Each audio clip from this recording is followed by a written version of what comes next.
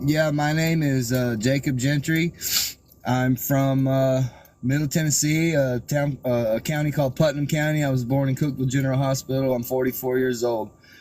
When I was 27, I was charged with first-degree deletion of a soul, and I was actually acquitted in my first trial of the worst crime you can pretty much be charged with, or the most serious. Or I shouldn't even say that because I think there's far worse things out there. But anyway, I was found guilty of a lesser included offense, which was aggravated. I think you can say manslaughter, right?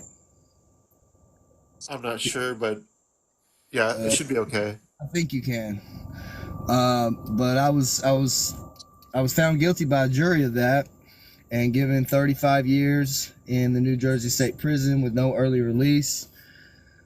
My direct appeal, I won, and my case was overturned and remanded for a new trial, which they took it, they basically did the same exact bullshit again that they did in, You're good. They did the same trickery that they did in the first trial, but in the second trial, I just got a better jury, and I was ultimately exonerated and found, not guilty on all counts. So, I mean, that's pretty much what you wanted from this first question, right? Just to kind of outline it. Right. And so how did they convict you? Was it like eyewitnesses, circumstantial evidence? Like, what was it? No, like, I admit, like, it's a really crazy story, like, once you hear the whole thing. But no, I actually didn't even know that the guy had died. I thought I had just been in a fight, and I was being questioned about fighting. And the police had been called, like, this was the third altercation that I had with this dude. And the hotel would call the cops. Like, they'd called them 2 times before, and the police came out, and they didn't care. They told me it's not even a crime when 2 men fight. Like, they knew that I had got jumped, and they came and knocked on my hotel room door and just said that they had to make sure I was okay. And I was like, actually, hell no, I ain't okay. I said, I had to fight 3 guys the first time, and now I have to, like, tonight it was like 5 of them. I said, do I got to fight like 10 of these dudes next?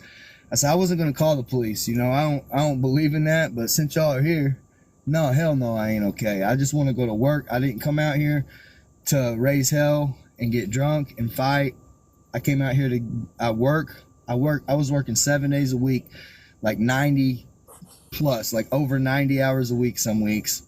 And I just want to be left alone. I was actually out on bail in 2 states. I was out on bail in Wisconsin and out on bail in Michigan. And I was working in New York, and I was living in New Jersey.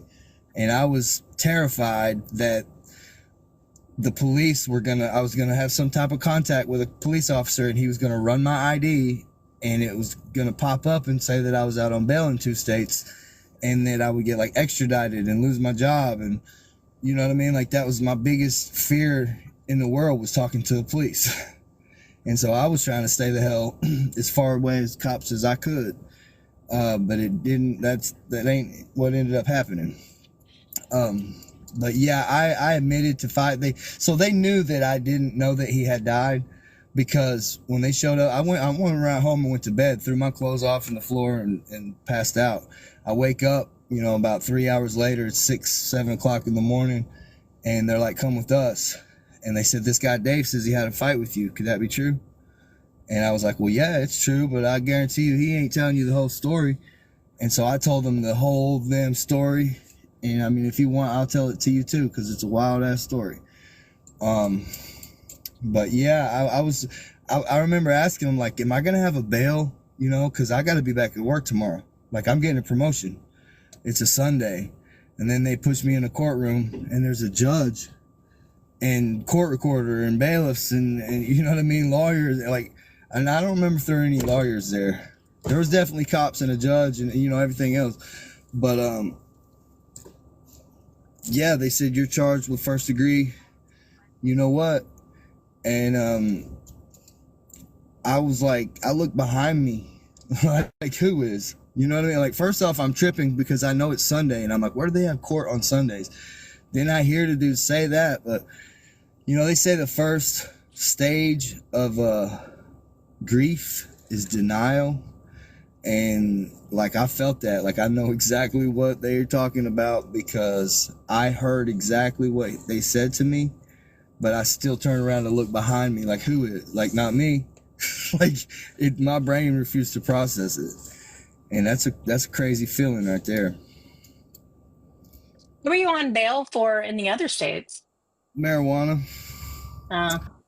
Yeah, so that's a whole wild story too. I got caught with just a little bit of weed in Wisconsin, and they wanted me to like tell on somebody and get out of it, and I'm just like, hell no. I actually feel bad for this because I told the cop that I would even think about it, but he arrested me. Like, there's a whole big long backstory to that too. But long story short, the dude arrested me, took me to jail, and he tried to scare me into telling on somebody. And he's like, I'm just going to let you think about it for a few days. And I was just like, all right, dude, whatever. You know what I mean? Just to get them cuffs off and get out of there. I told him I'd think about it. So like, he told me to come back 3 days later and to see him. And most especially criminals, ain't nobody going to go back and see that cop. They're going to be out, especially somebody that's not even from Wisconsin. But I went back and seen the dude 3 days later and was like, man, I don't believe in that. I was raised when you make your bed, you lay in it, and it ain't nobody. And he's like, all right, well, I'll see you in court. I thought once I told the cop that and he seen like I wasn't no snitch, and like I guess that's not how cops think though. But I thought the cop was gonna be like, oh, this dude is a straight, he's a solid dude, man. I'm gonna cut him a break. But he didn't do that at all. He turned the ticket in. But what they did do, when I showed up for court, they had already dropped it to admit, because I knew it shouldn't have been a felony in the first place. And the cop like trumped up the charge and charged me with a felony.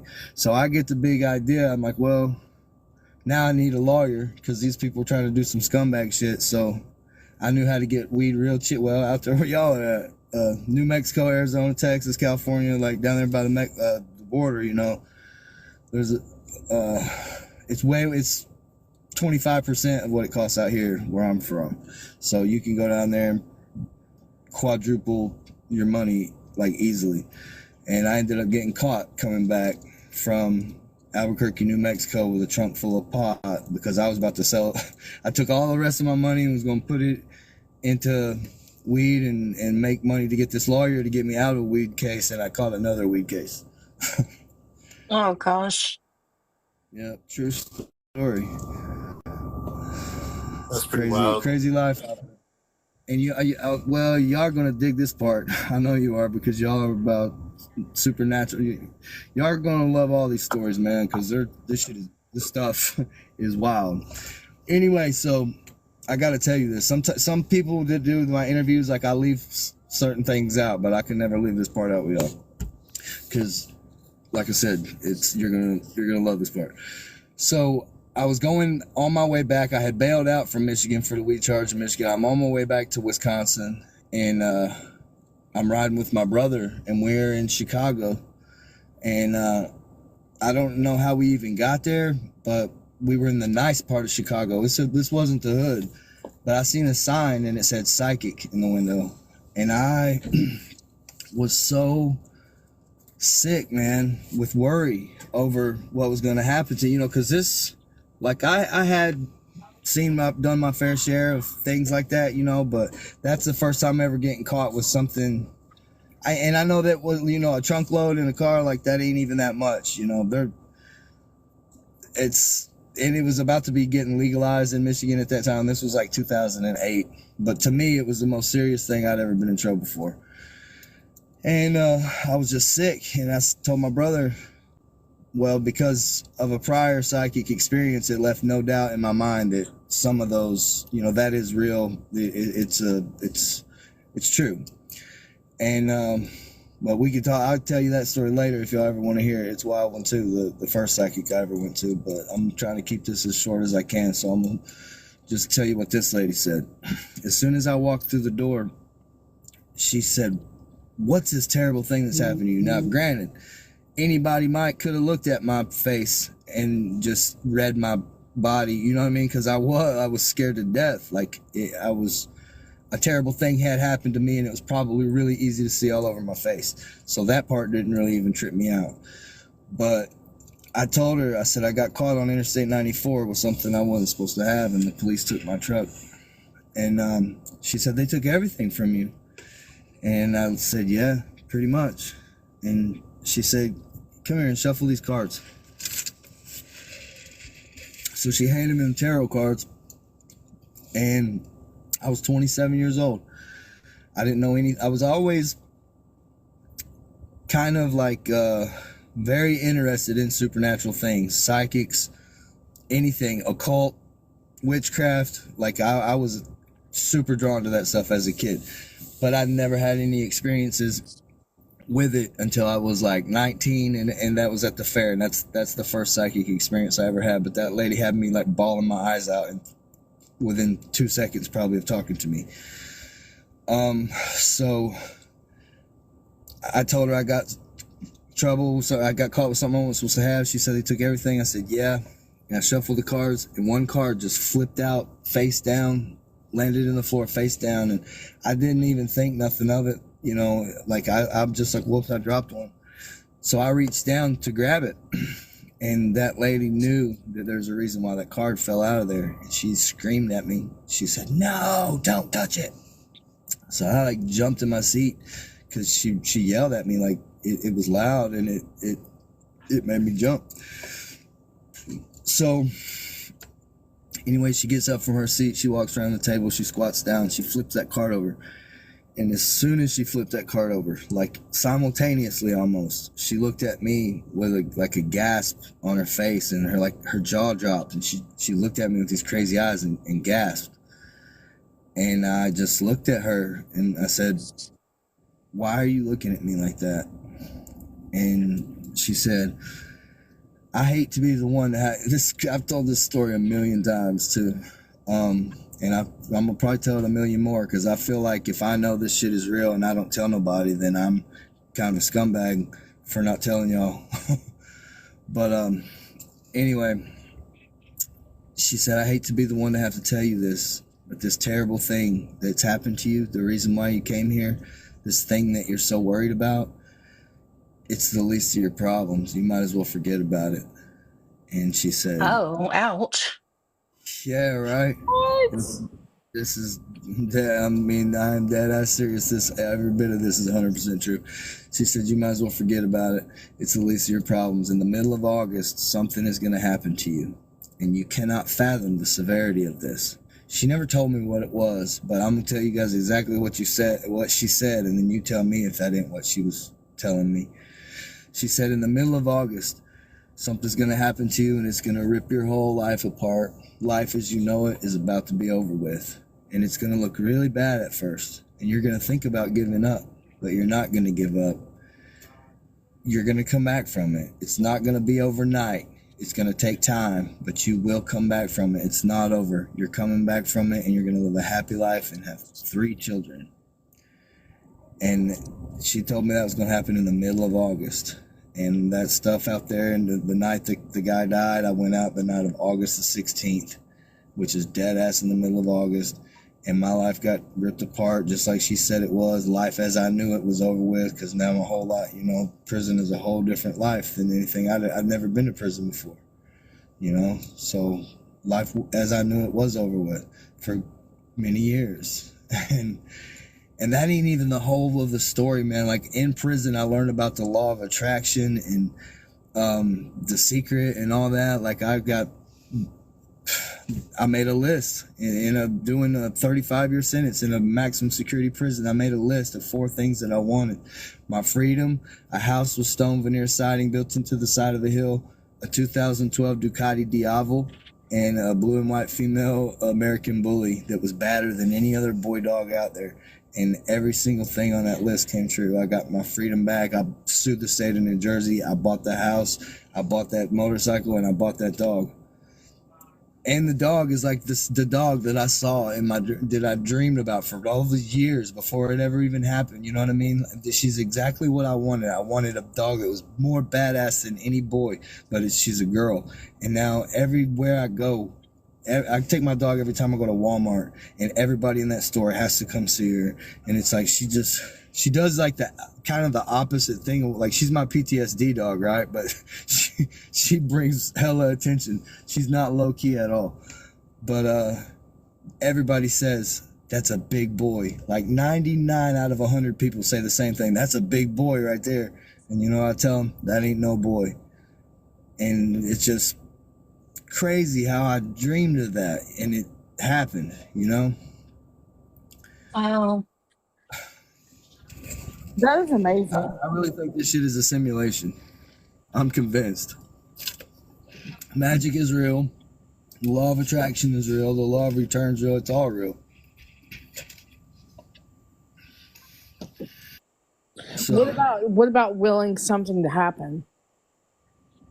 you mean, are you talking about like black magic or just willing good Well, stuff? I mean, like, what if what she said? Oh, she manifested it by talking, by speaking it into existence. Yes. So you lived as if that was going to happen, so it did. Well, to tell you the truth, I left out of there and I told myself it was all bull crap. It was fake. And I told myself it was fake, and I put it all out of my mind, which is crazy because I can still remember, like, when it didn't even hit me until maybe 8 out. Like, I was in the Orange County jail. So this is probably like the second day, or, you know what I mean? Because the first, well, it might have been still the first day. It was all a big blur once they locked me up. But, I remember sitting in the Orange County jail and just every single word that she said coming back to me. I remember every single thing she said after I had just blocked it out and told myself that wasn't real, you know. Obviously, my mind did record it because it brought every single word back, you know. So people ask me that. People ask me, do they think that maybe she cursed me? You know, but because there's a lot of like religious people that think, you know, that they mess with demons, and that it was that she like put a demon on me that made it happen. But I really don't believe that. For a long time, I struggled with why did this happen? Why did this have to happen? Why me? You know, do I really deserve this? Like, I didn't even mean, I would never kill that dude on purpose. I didn't even want to fight him. Like, just, it was crazy, you know? And I was watching this movie called The Curious Case of Benjamin Button one day. Y'all seen that? Not, but I know about it. No, I haven't seen it, but I've been wanting to see it forever. Well, it's about you. So you know what it's about, though. It's about Brad Pitt. He's born a little old man. He ages backwards and turns into a baby. Okay, so there's a part in that movie he makes friends with that little girl, and like they, at one part, you know, he's a little old man and she's a little girl, but he gets younger and she gets older, and eventually, you know, they're kind of the same age. But they got cool, and that girl, she wanted to be a ballerina, and she moved to New York City, and I don't know, it doesn't matter, but all she wanted to be was a ballerina, but she ended up getting hit by a car, and he breaks it down. There's a scene in that movie where he shows, like, if this person hadn't been fighting with their girlfriend all night, and this person overslept and didn't, or hit the snooze on the alarm and overslept and was running late, and this thing dropped out the window, and this person swerved and it hit the, you know what I mean? It's like, if any one of these little things hadn't happened, then none of that would have happened. And like, I had laid there for probably a good year or two, you know. The first year or two I was there just tossing and turning and like struggling with it, like, I don't deserve this shit stuff. I'm sorry, God.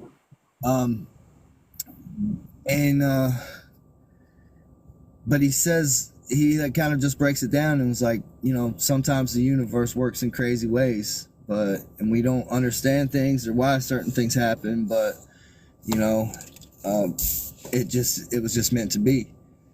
And we can't always wrap our minds around it, but, you know, like, a lot of people tell me they're sorry that I had to go through that, and they're sorry that happened and all this. And I always tell everybody the same thing. Like, I'm not, like, it was highly traumatic, you know, and it was bad. But if it weren't for the bad, there wouldn't be any good. And you can't really appreciate the good unless you've been through the bad things, you know, because if everything was just good all the time, there's nothing to compare it to. Like, you don't even know what it feels like, you know, because I mean, I'm about to start getting deep and everything, but like, I just say what comes to my mind. But I was thinking about like Hermeticism, you know, it's the law of correlation. I don't know if you guys study that stuff or not, but like, everything is the same. It's just like different degrees, like good and evil, like or hot and cold, love and hate, you know, everything. It's all the same. It's just two different degrees of the same thing. But I wouldn't be who I am if that hadn't happened. And I'm not bitter about it. Like, I don't wish anything bad on any of the people that lied and did the craziest things to try to take my life from me. Like, I don't even hate them people. Like, I don't have no ill will towards nobody. But it definitely changed me for sure. But I tried, I tried, you know, I tried my best to only change in good ways for the positive.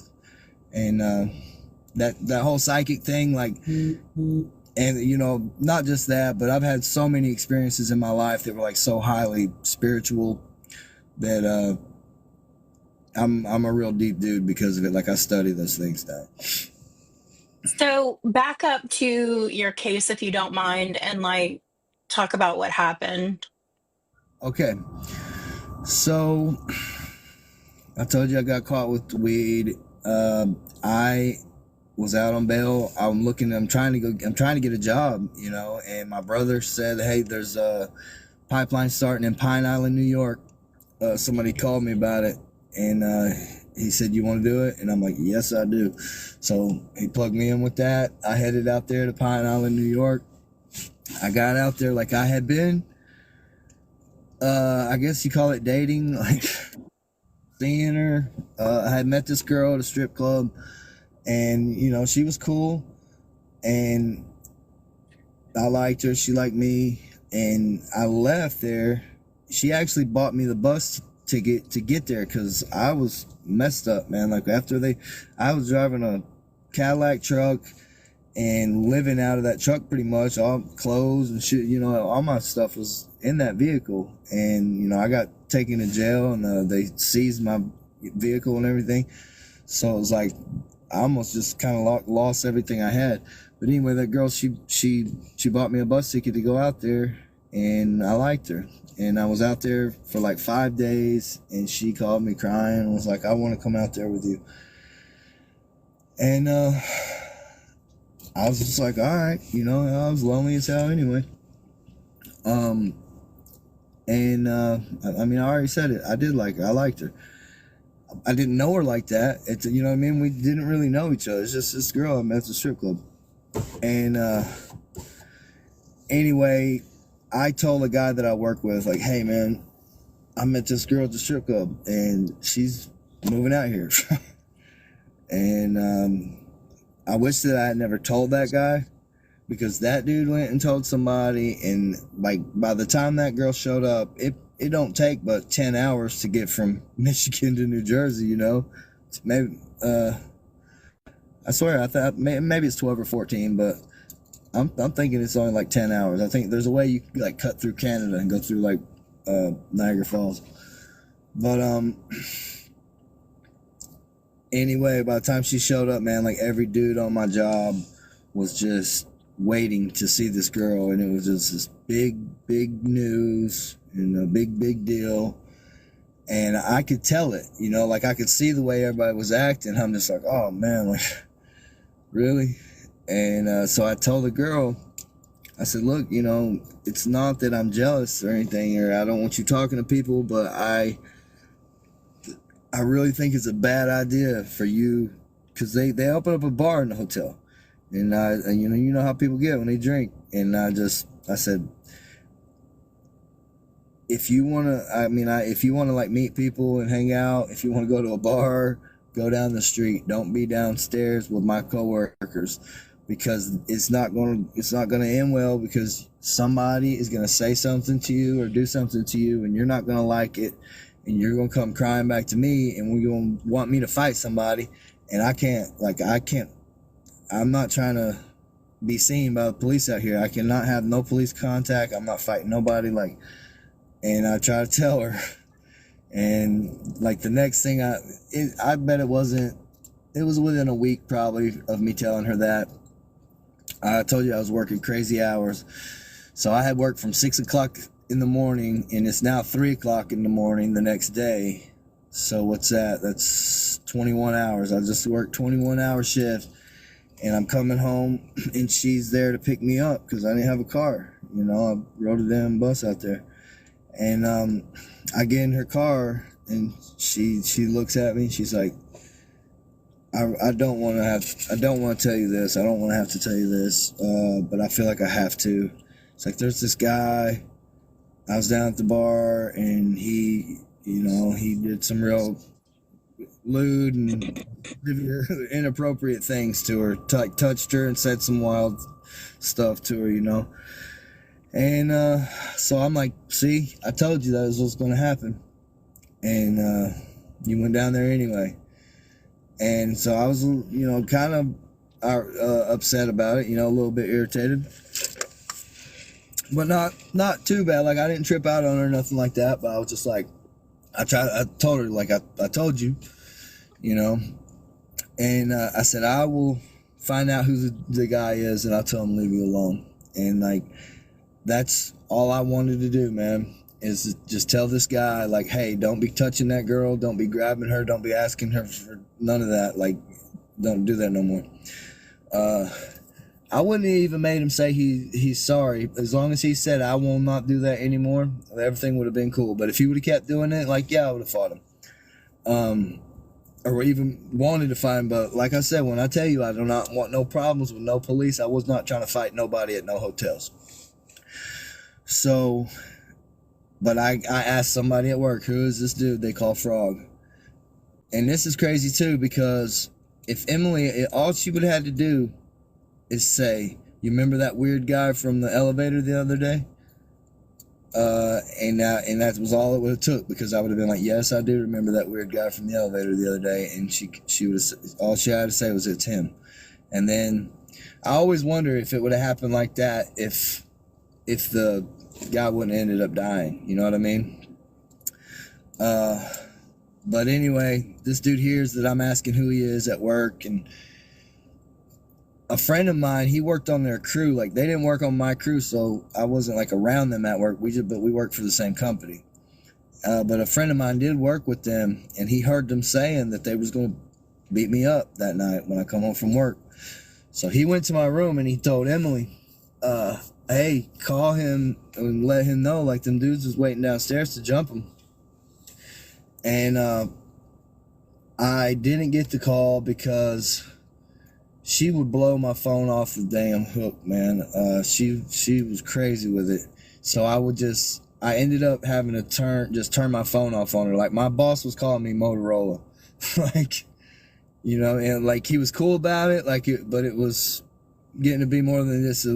Like, we're not supposed to be talking on our phone. You know what I mean? He could have fired me for it, but he was letting it ride, but I was making him look bad. You know what I mean? Like, I shouldn't have been doing that. So after I seen the way it was going to be, like, I just had to start turning my phone off on her.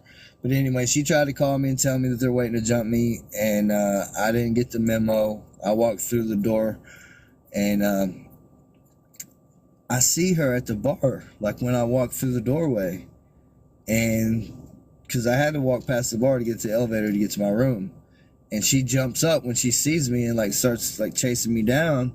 And I just kind of, like, turned my head on. I'm like, I won't look at her, you know what I mean? Because, like, I was legit pissed this time, because I told her she was going to start problems. She did start you know what I mean? And now she's down here again. That I really was mad, and I was just like, I wouldn't look at her. And I'm just walking to the elevator. I'm trying to go to the room, and ignore this chick. And I hear somebody whistle. And I turn around, and I see this little dude running up on me, whistling. He whistled. That's what got me to turn around, because I heard him whistle. And ran up. He said, yeah, I'm Frog, and swung at my face. I can't remember now if he actually like hit me with a punch or if he just was so weak, I didn't even know that he hit me with a punch. But he didn't really, he wasn't hurting nobody. I'll tell you that much. But anyway, the security ran in and broke it up, and I kept it moving, and like I still wasn't even really mad. I was just trying to get, you know what I mean? I'm thinking about like, oh shit, now the cops are about to come. But I turn around the corner, I get in the elevator. As soon as I get on the elevator, boom, boom, boom, boom, boom, I'm getting flurry of punches by two big old dudes. And now Frog, he wasn't real. He probably weighed more than me because I was super, super skinny at the time. And this little dude, he was short, but he was thick. But anyway, the two dudes that jumped me in the elevator, they were like the size I am now, and I've gained like 100 pounds since it happened. I'm like 245 now, and that's how big these two dudes were. So like I was fighting, like I got them like pushed out of the elevator and finally got the doors to shut. And I turned around and looked at Emily, and this was like the first time I actually like really looked at her, because like I said, I just saw she was down there. I'm just like, oh hell no, and I wouldn't look at her. But then when I finally did look at her, I could see that she had been beaten up. And now, for whatever reason, the prosecutors like tried to like make me out to be a liar about certain things that I said. I guess they were just trying at any opportunity, anything that they thought they could put a little bit of doubt on. But that was one of the things. They tried to make it seem like I was lying about this in some way or for some reason. I'm not sure why I would even lie about that, but I'm not. Like, that's exactly how it went down. But I see that she's beat up, and that's when she told me that she heard that they were going to beat me up, and she went down there to like confront them. So I wasn't quite as mad at her anymore after she said it, it was because of this. But it was bad enough that she punched him in the mouth with her car keys. And when she did that, he got this lady that was like cool with his little clique. Like, this is crazy. Like, if you guys look this case up, that was the Pipeline Mafia. This lady's name was Peggy Floyd, and I guess since instead of Frog beating up the girl, they had a big lady to do it, so she beat the hell out of Emily.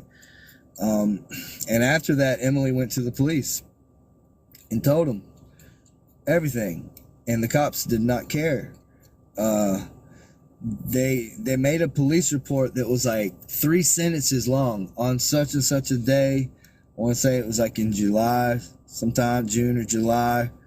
And this Emily Henry came into the police office and reported she'd been sexually assaulted. And now, I never really knew nothing about it until I was sitting in jail and I'm getting my discovery. And I get the police reports, and it said we advised her that we would investigate the matter and continue further if needed, or some just wild crap. But it was literally like that, like 3 sentences long. And I remember being so mad. I was like, you didn't tell them about them like jumping us? And I mean, obviously she had been beat up because she literally walked in that place with 2 black eyes and a broken nose. Like, her nose looked like it was about 3 inches wide. It was so swollen, and both of her eyes were black. Black as a black eye can get. But anyway, yeah, she went in there and told them. They didn't care until after somebody ended up dying over there, and then they go in from 3 months ago or whatever and type a supplemental report that's dated 5 days after the guy died or whatever, you know what I mean? Oh yeah, well, we were going to get back to it eventually. But now the 3-sentence report becomes like 7 pages, and it has all these things that she said, but it wasn't good enough to put in the report, I guess, Yeah, I should have been able to sue them for like millions of dollars. I didn't get nearly enough money. Is that good enough for that question, or is there something else you wanted to ask her? Well, okay, so with that, you got into a fight, of course, and he ended up dying. So how do they try to substantiate it as a first degree? So in the state of New Jersey, and probably several other states as well, they have something called SBI, which stands for serious bodily injury, and then the word that we can't say. So, Oh, okay. and that is, so when I got arraigned by the judge, he said, you are charged with willfully, purposefully, let's see, what is it? Willfully, purposefully, like maybe Wantonly. no, not even that. I mean, that comes in with like aggravated or regular. Purposely, willfully. Maybe that's it. Just purposely and willfully inflicting serious bodily injury that resulted in the. I don't know if you can say the D word. The Didn't he The hit pa- you It's got first? to be intentionally. resulted in the passing of David Earl Hallmark. Didn't he hit you first? So yeah, I mean they jumped me a couple times, and the guy, like the time that he died, like if you look it up, you'll see like my brother and Emily, the girl, were there. So the guy was choking me, biting me, and yeah, like I'd been drinking all night. And when he bit my nipple like halfway off, and when he bit my nipple, what? yeah, this is, I swear to God, you can't write this. Yikes. And you know, when he bit my nipple off like that, like I just went crazy and just went kind of, hey, you know what I mean? But it's like I told him in my trial, it's like the closest thing I can describe it, or a metaphor of it, is if you take a cat and throw him in a bathtub of water, see what a cat does. Like that's what I did. Like I just freaked out. Wow. Wow. But I am like a super, and not just after this, but even before this, I've always been like, I killed a deer when I was 13 years old, and I cried. And I realized, like, I don't want to be no killer. I ain't a killer. I'm not going in the military. I don't want to kill people, and I didn't even want to kill animals. Like, I killed a couple animals when I was little, and every time, like, it hurt my feelings. So, yeah, how crazy is that? Like, they treated me like I was Hannibal Lecter, and I wouldn't even kill a chicken. So you got you didn't get you got the lesser included, right? Yeah, I got aggravated manslaughter. They gave me the maximum sentence for that, which was 35 years with no early release. Jeez. How Yeah. much of that did you serve? I did 6 years and 10 months before being exonerated. And now I just found this out the other day. But they call it, somebody sent me this. I couldn't find it. I tried to find it on the internet myself and I couldn't even find it. But they asked some kind of AI robot or something.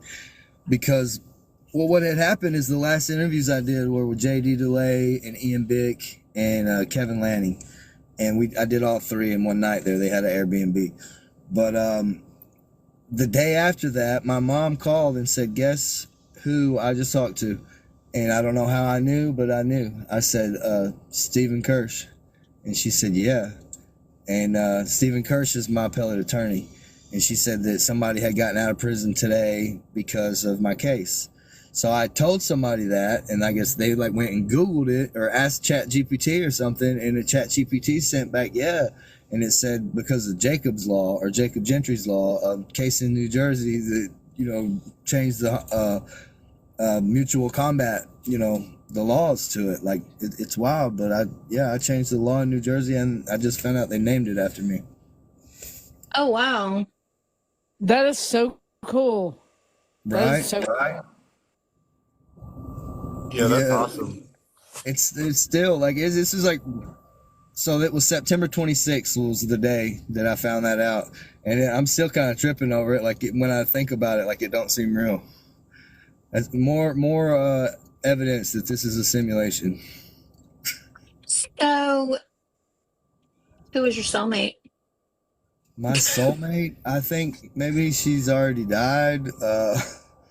Maybe. No, your cellmate. Say, what kind of a freaking question is this, Amy? It sounded like you said soulmate.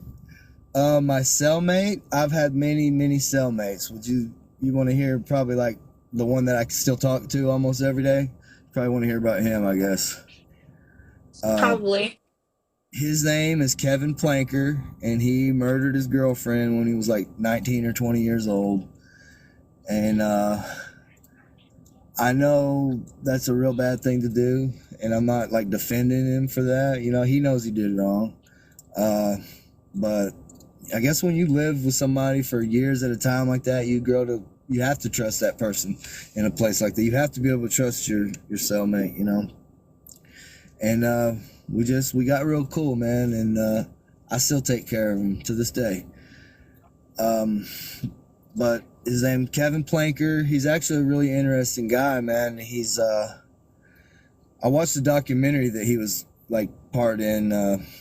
He had just a small part in it when they were in that prison, but he's a real smart guy, and he does, you know, some people pay, like he files lots of lawsuits. He sues New Jersey for everything because he knows how to file a pro se motion, so he'll just be tearing up the court. But that's one thing, like they don't like him because they know he'll file motions over dumb stuff and just waste tax dollars. But a lot of his points are very valid though, but he files a lot of like frivolous lawsuits.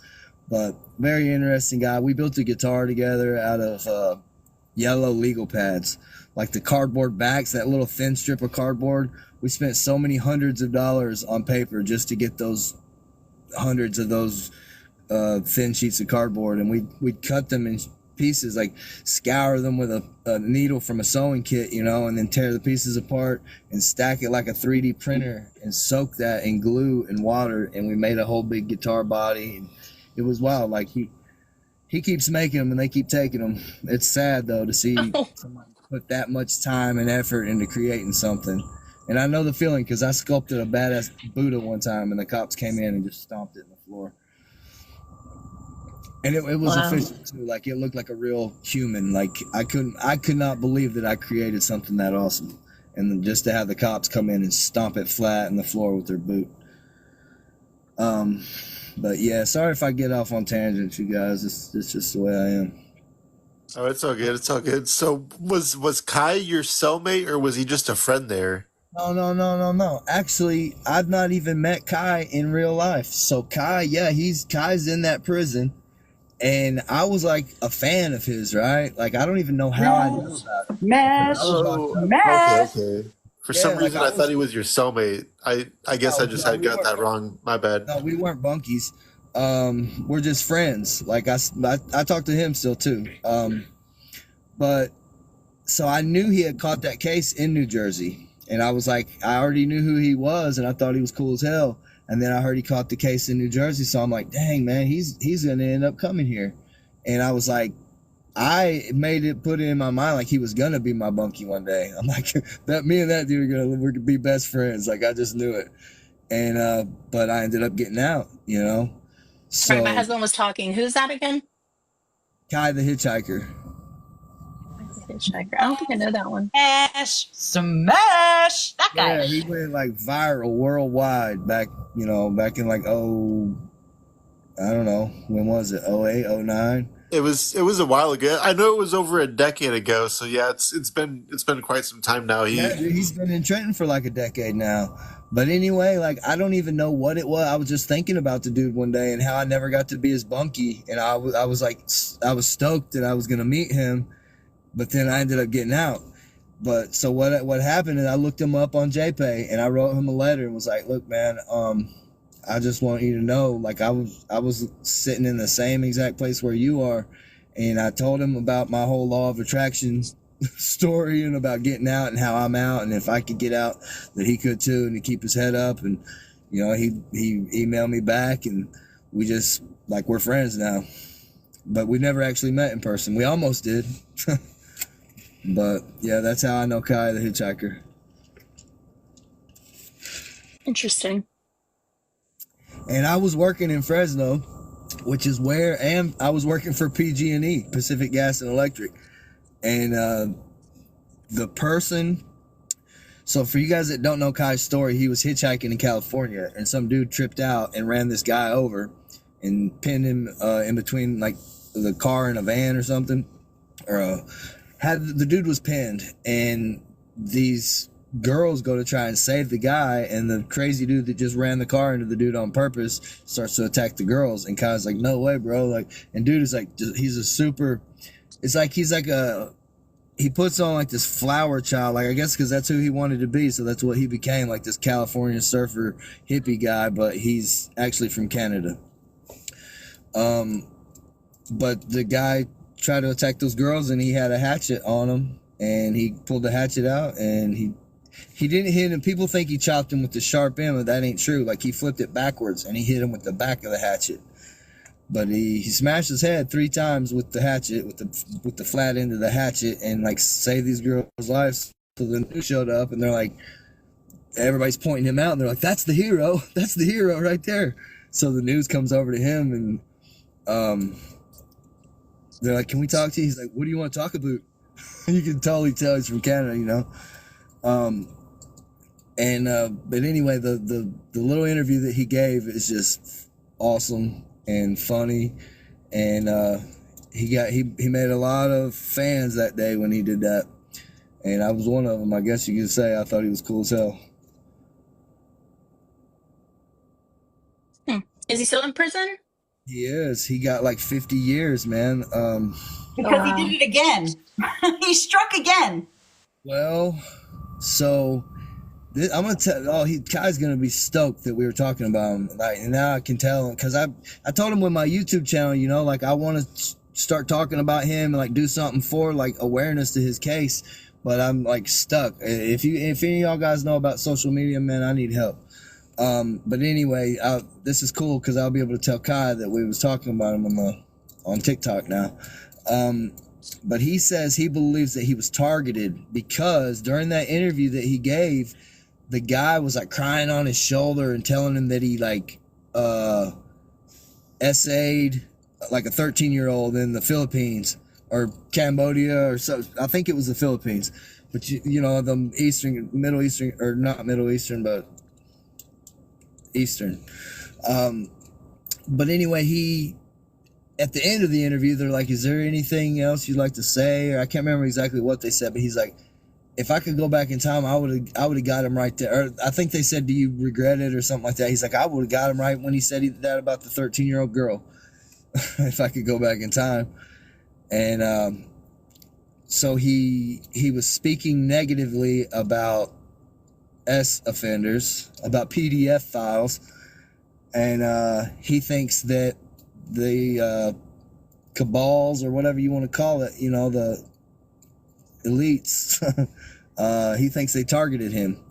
And this guy, he was in Times Square, he was just hitchhiking, and this old guy invited him back to his house, and this dude was, I want to say Garfield or Randolph, New Jersey, somewhere around that area.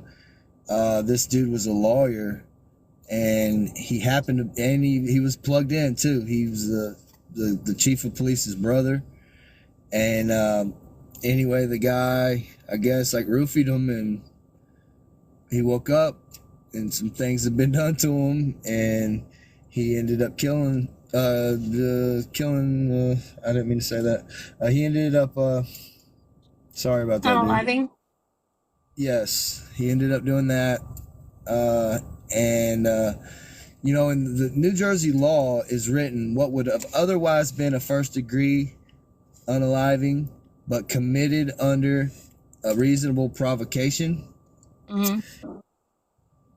can be negated to a second-degree reckless or that's what's called voluntary manslaughter.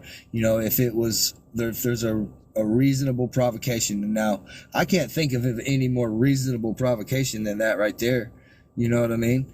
But I guess the law enforcement, they knew what he was saying, and the chief of police probably knew all about what his brother was doing anyway, but they went in there and like washed the dishes, ran dishes through the dishwasher, and like disposed of got rid of the evidence and railroaded the hell out of him. And yeah, there's a guy. It's Philip. I want to say his name's Philip Fairbanks. Wrote a book called Smash, Smash, Smash: The Story of Kai the Hitchhiker. Now, I am ashamed to say that I haven't read it yet. I keep telling them, I'm going to read it. But it's like I drive all day, every day at work. I've looked for an audiobook of it so I can listen to it while I'm driving at work, but I can't find one. But I don't hardly ever get any free time to sit down and read books. But now that I've admitted to not reading it yet on TikTok, I'll probably bang it out. But anyway, it's supposed to have a lot of the corruption and the wild stuff, that they did to him. Because he wrote it with, this is another interesting fact. I helped Kai sue Netflix because they made that documentary about him on Netflix called The Hatchet-Wielding Hitchhiker. And it actually has some dude claiming that the joint that he smoked with the guy that caused the whole incident that made him famous, he's saying that Kai admitted that it was like dust in it or wet or something, which I don't believe. I think they paid that dude to say that. But anyway. Did he get anywhere with it? Well, lawsuits like that take years in litigation, So, it's been filed. I think it'll probably be a couple more. I don't know how long it's going to be until they actually make a ruling on it, or if it goes to the next level or what. But it's actually been a month or two since I've talked to him. I should probably mail him and ask him what's happening with it or anything, what's going on. But if you got he would love to be on your guys' show. I know he would. So how you contact him is you download an app called JPay. It don't cost it'll cost you 50 cents per message, basically a stamp. But you can email him back and forth for 50 cents. But you go on njdoc.gov, look up his name, which is Caleb McGilvery, and it'll give you, or you can just message me and I'll give you his info. Well, what's funny is him and I have spoken in the past, and we were corresponding back and forth, and he was gonna do an interview until the Netflix thing came out, and I think maybe he got spooked or something like that. I don't know, because I haven't heard from him since. But I don't know. I don't know if that pissed him off, and he didn't want to talk to anybody about his case or whatever. But we were gonna do something, then all of a sudden, he just went ghost. So I don't know if he's actually wanted to talk, because I would love to have him out here. That would be amazing. All right. Well, the next time I talk to him, I'll let him know that he's already talked to you, and I'll tell him, you ain't gonna ask him to say nothing that he wouldn't want the whole world to hear. Yeah, if he truly wants to not talk about his crimes, we don't have to speak about his crimes. I'm sure people are honestly more interested in the hatchet situation. Right. I mean, that made him famous, from the get-go, in maybe his court proceedings and stuff like that or whatever, he doesn't, because I'm sure he has appeals too. And well, man, he, like you said, he's been in there a decade already. So he's got to be out of his appeals by now. Habeas corpus only takes 7 years or something, right? Yeah, because I'm sure he'll get out 50-year sentence, right? Probably 42 years or something like that, Amy? I think 42 3/4, I think, is 85% of 50. Yeah. So he's got a ways to go, 3+ decades. Yeah. I went to law school, so I didn't have to math, y'all. Say what? I went to law school, so I didn't have to math. Oh wow. But my calculator says it's 42.5. Okay. That's still a long time. They didn't allow him to use self-defense of others or anything? Well, it wouldn't have been others because there was nobody else there. But, so I haven't read his trial transcripts, and I don't really know exactly, what went down with his trial, but to me, it sounds like a clear case of passion provocation at best. which is 10 years. 10 with an 85 is the most you can get for passion provocation. Matter of fact, when I came back on appeal, back to the county jail, I tried to tell the prosecutors that I would plead guilty to second degree, either one, passion provocation or reckless, and they wouldn't hear it. They said absolutely not. We're going to give you 85 years this time instead of 35. So they had a chance to get a conviction, and they wanted to smoke me that bad, and I ended up beating them. And I'm so glad they didn't take me up on that, because I offered to plead out. Wow. I just wanted my life back, you know. I didn't want to I'd rolled the dice once and lost, and I wasn't trying to do it again. If I could get a concrete, absolute, like I had 7 years in, all you got to max out of the 10, you know what I mean, a 10 with an 85, it's 8.5 years, so I would have been eligible for a halfway house. Like I could have went and got a job around girls, and I would have been happier, you know what I mean? I hadn't seen a woman, you know, other than maybe a prison nurse, or a CO or something, but it's just like, that's all I wanted, man, was to be able to talk to some chicks and eat a hamburger, and I would have been cool, but they ended up having to pay me. And I'm glad. Wow. I know somebody who's going through that right now. The same kind of case? No, actually, it's Mitchell, Jen. Right. Okay. So this guy, Mitchell Lambert, he was arrested in Burke County, Georgia, and he was arrested for the unaliving, robbery, and kidnapping of this guy named Simon Powell. And this was in June or July. I think it was July of 2022. And anyhow, he was in a small county where they only met like once a month. And so I don't know how that doesn't like violate the crap out of, like the 90-day rule. If it's like outside of it and stuff like that. He didn't even get an arraignment until like weeks later. But anyhow, he ends up getting this. They had absolutely no crime scene and absolutely no body.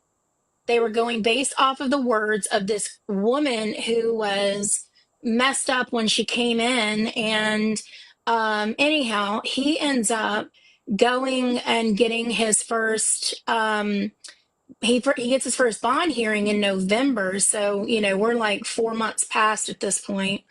And the judge was like, well, you need to give us up who these other people are, because her story was Mitchell needed a ride home and he came to my work. And then these two Hispanic guys came to my work and we all went together. And she claimed that she didn't know who those guys were, and they were just known as the Hispanic guys. And anyhow, so they were telling Mitchell, like, you need to tell us who these other people are. And he was like, I don't know who anybody is because I didn't participate in any of this. And so the judge kept saying, this is a conspiracy. You don't even get a 90-day clock, because every single day that you wake up, that 90-day clock resets because of the conspiracy. Once you give us those names, we'll talk about, having this, giving you a bond and things like that. But none of them had been charged with conspiracy either. The woman was charged with the same exact stuff. But fast forward to June, the following year, he spent 321 days in jail waiting, and he finally got a second bond hearing. And they came back and they were like, all right, we'll grant the bond, because they were like, we're never going to indict this. And they said, and, the judge was like, I don't even think y'all had probable cause when you went in the first time. And so same judge. So he's like backpedaling at this point. But now they let him. That was in July or June of last year, and they still haven't dropped the charges. They said on record that they're not going to indict, and all of that stuff. They said on record this stuff about not having probable cause, and anyhow, but they let him out on a bond instead of just dropping the charges. And so now he's suing to get those dropped, and he's suing them for false imprisonment. Hell yeah! I hope he gets more than I got.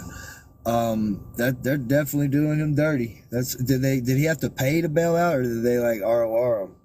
No, they let him use a property bond, which they weren't supposed to, but because of the circumstances, they allowed it to happen. Yeah, they do whatever they want, man. Um, it's crazy. I listen to a lot of true crime stuff when I'm at work, and I saw this one today where they in Fontana. So I'll never forget this one. Probably it was Fontana police in California. This kid, I guess he was Hispanic. I couldn't really watch, I'm just having to listen. So he calls and reports his father missing, and then the cops tell this dude that they're going to euthanize his dog. Like, he's laying in the floor. Oh my God. Like, they bring in, they try to get him to come admit to killing his dad. And like, they bring in a friend of his family, and like, they finally talk him into admitting to it, and then like lock him up. Then they call the dude's sister, or I think that's how it went. They called somebody, and the dad was alive. The dad wasn't even dead. And these dumbass cops made this dude admit to a murder that he didn't commit. Just the justice system ain't just, man. It's wild how corrupt it is. You see these prosecutors and judges and cops and all these people, supposed to be the law, the just, the fair ones, and they're the biggest crooks there are. I watched them destroy evidence and then just be like, oh, we're sorry, our bad, and that's all you have to do. Like, it's the burden of proof. It was on me. Like, they actually did. They destroyed video evidence at the hotels that I told them when it all happened. I'm like, man, them dudes jumped me. That's the third time I fought that dude. They jumped me twice already. It's all, get the cameras from the hotel. And they try to call me a liar, say that I never even fought that dude ever before. And I just killed him for, my bad. I just unalived him for no reason. Yeah. Wow. They will stop at nothing. They'll lie. They hid witnesses. My mom became friends with the manager at the Holiday Inn, and I don't even know how it came up, but that lady took my mom into the office and looked up in the records in the computer, and they had the guy. So I didn't even tell you all the whole story of the night that it all happened. The dude was up in there slapping people in the face, trying to get somebody to go outside and fight him. He had already been kicked out of there because he told the bartender that he would unalive her and her offspring and bury them at our job, and nobody would ever find them because he was part of the pipeline mafia. I did say that part, that was in the papers, they reported that for sure. But yeah, the only way that I knew about it, by the grace of the creator of the universe, the woman made a report, and so there was a paper trail. My private investigator got the records from the hotel and got where she had made that report. Otherwise, nobody would ever heard about it, because everything else the judge would say, oh, that's inadmissible. There were PPOs and handwritten reports from his wife talking about how he, hurt her, drug her out of the car by her hair and pulled her arms behind her back and said he was going to break her arms. He bit her in the face, bit her in the hand. Yeah. She said she tried to leave him, and he did all that. He drug her out the car by her hair, put her arms behind her back, said he'd break her arms, and she ran in the bathroom, got free, and ran in the bathroom and shut the door, and he kicked the bathroom door down and slammed her face in the bathroom sink, and bit her on the face and bit her on the hand. That was all in the PPO. But just so many things. There was a guy that they subpoenaed him, and he came all the way from Florida because, well, for one, he was sitting next to the guy that was getting slapped in the head, and the state tried to beg the jury to believe that the guy didn't want to fight nobody, that he was just playing around, they were just joking, but they were lying, and the state was wanting these people to lie and but I had this guy. I didn't know him for nothing. He was just there. He was the guy there that night, and he would take the stand to say, hell no, he was not playing at all, that he wanted to fight.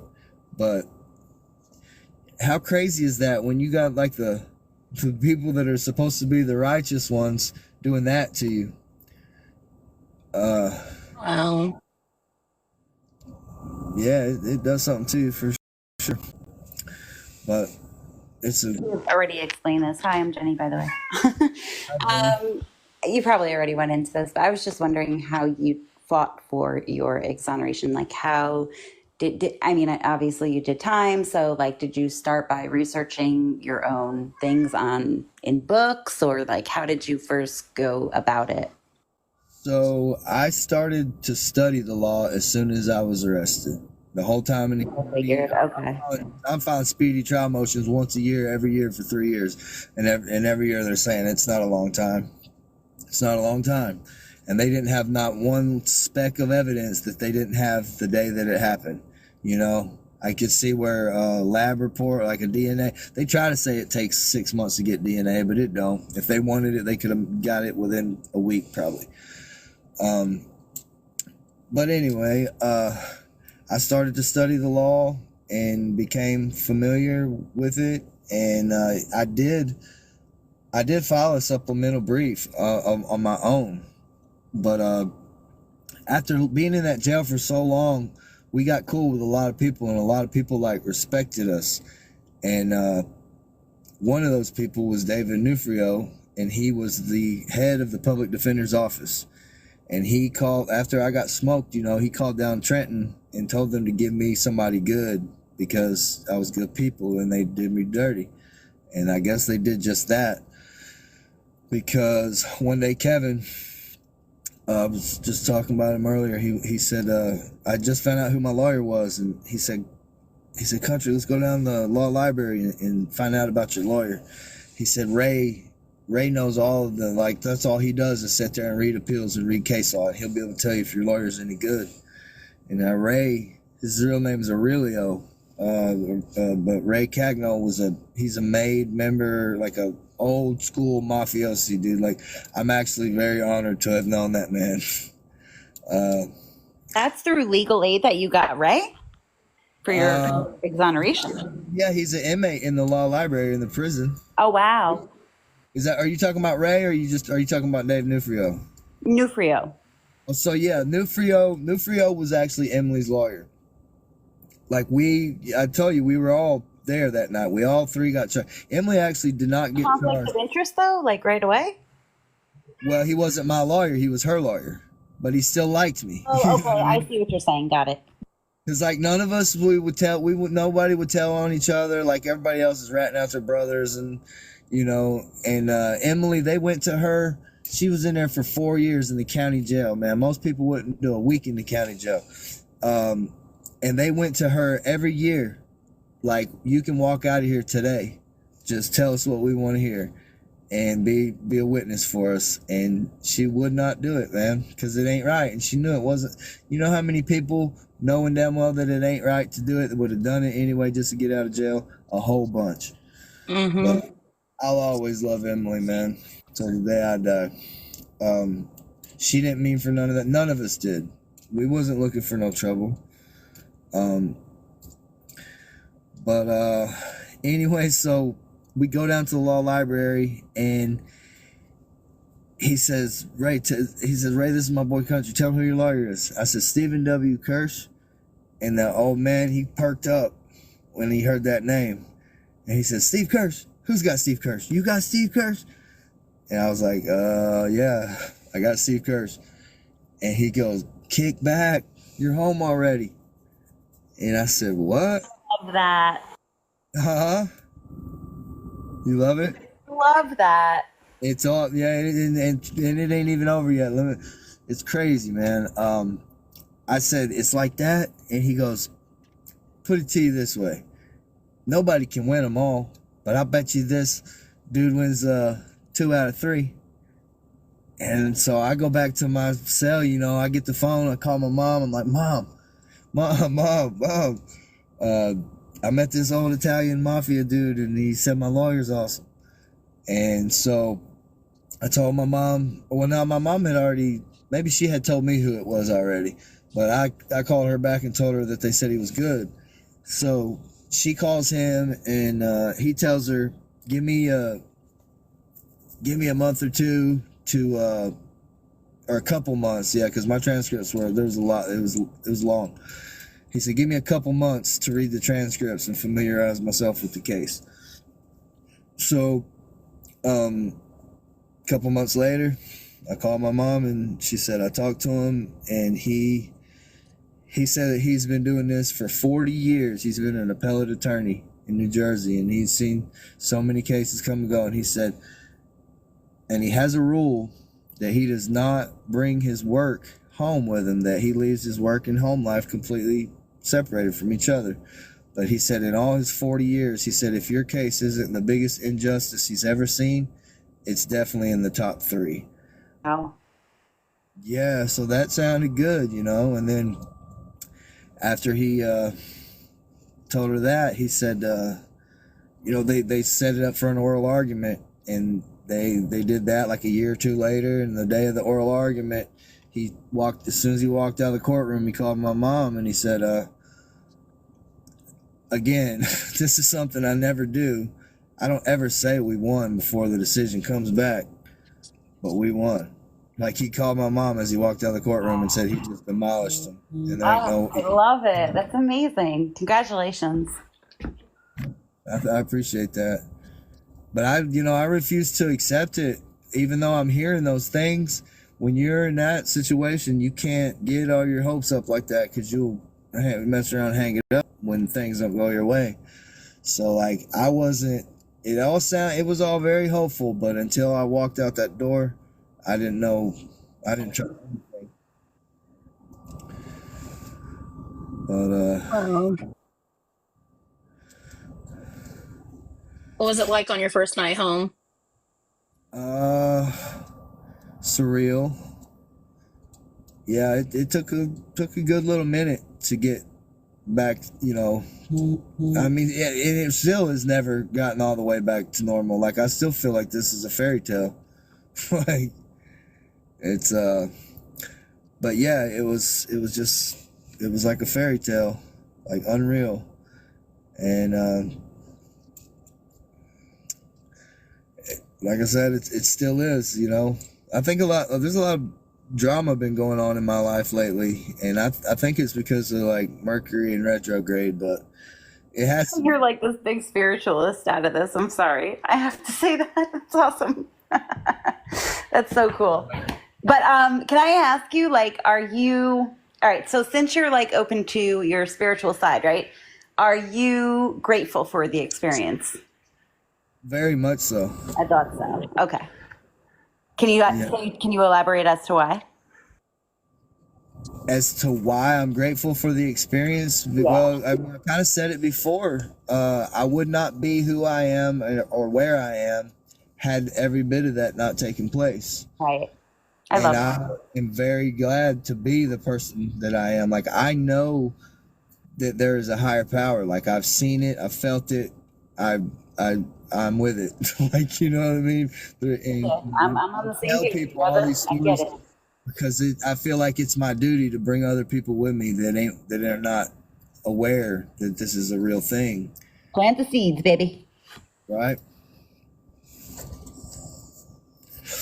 What about Sarah Aldretti? That's crazy, man. Have you guys all talked to her? Is that only Andrew? No, only I have. Andrew. She actually just got surgery done last week, and she's in the hospital right now for something. Her handler wouldn't tell me what she was having surgery for, but she said it was a major surgery. Wow. But yeah, she'll call me maybe once a year, if that. And you know what you need to hook up? Insane. You need to, well, that would be a badass podcast, though. A black witch versus a white witch in a spiritual, intellectual conversation. Yeah, she gets real weird when it comes to the witchcraft and stuff. That's when she like starts to shut down. So I tend to try to stay away from asking her about the witchcraft and stuff because it makes her really paranoid for some reason. Huh. Yeah. Andrew, Yeah. Jenny wants to know why we're not talking to Keith Jesperson. The smiley face killer. What the shit, dude? I just I came used- across so I somebody's used to talk- FYP and it said, "Oh, I got this from the smiley face killer." I used to talk to him. I Well, was what on his vision happened? list. He got called. obsessed. He caught feelings, and then you had to shut him down, didn't you? You had to break up with him. No, not really. I mean, I was on his visiting list, and he told me that I could come and see him, and I was like, okay, cool. And then not even a month went by, and then he wrote me a letter, and he's like, removed you from my visiting list. You didn't make it a priority to come and see me. Take care. It was a Peace. And I breakup. was I like, knew it. okay, You whatever. always below it, Andrew. Damn it. Yeah, I'm like, sorry, I didn't prioritize like what is it, like 14 hours round trip just to come and see you when I have like everything else going on. Like it was less than a month, like I was eventually gonna go and see him, but he got impatient and he just yeah. Ruined it.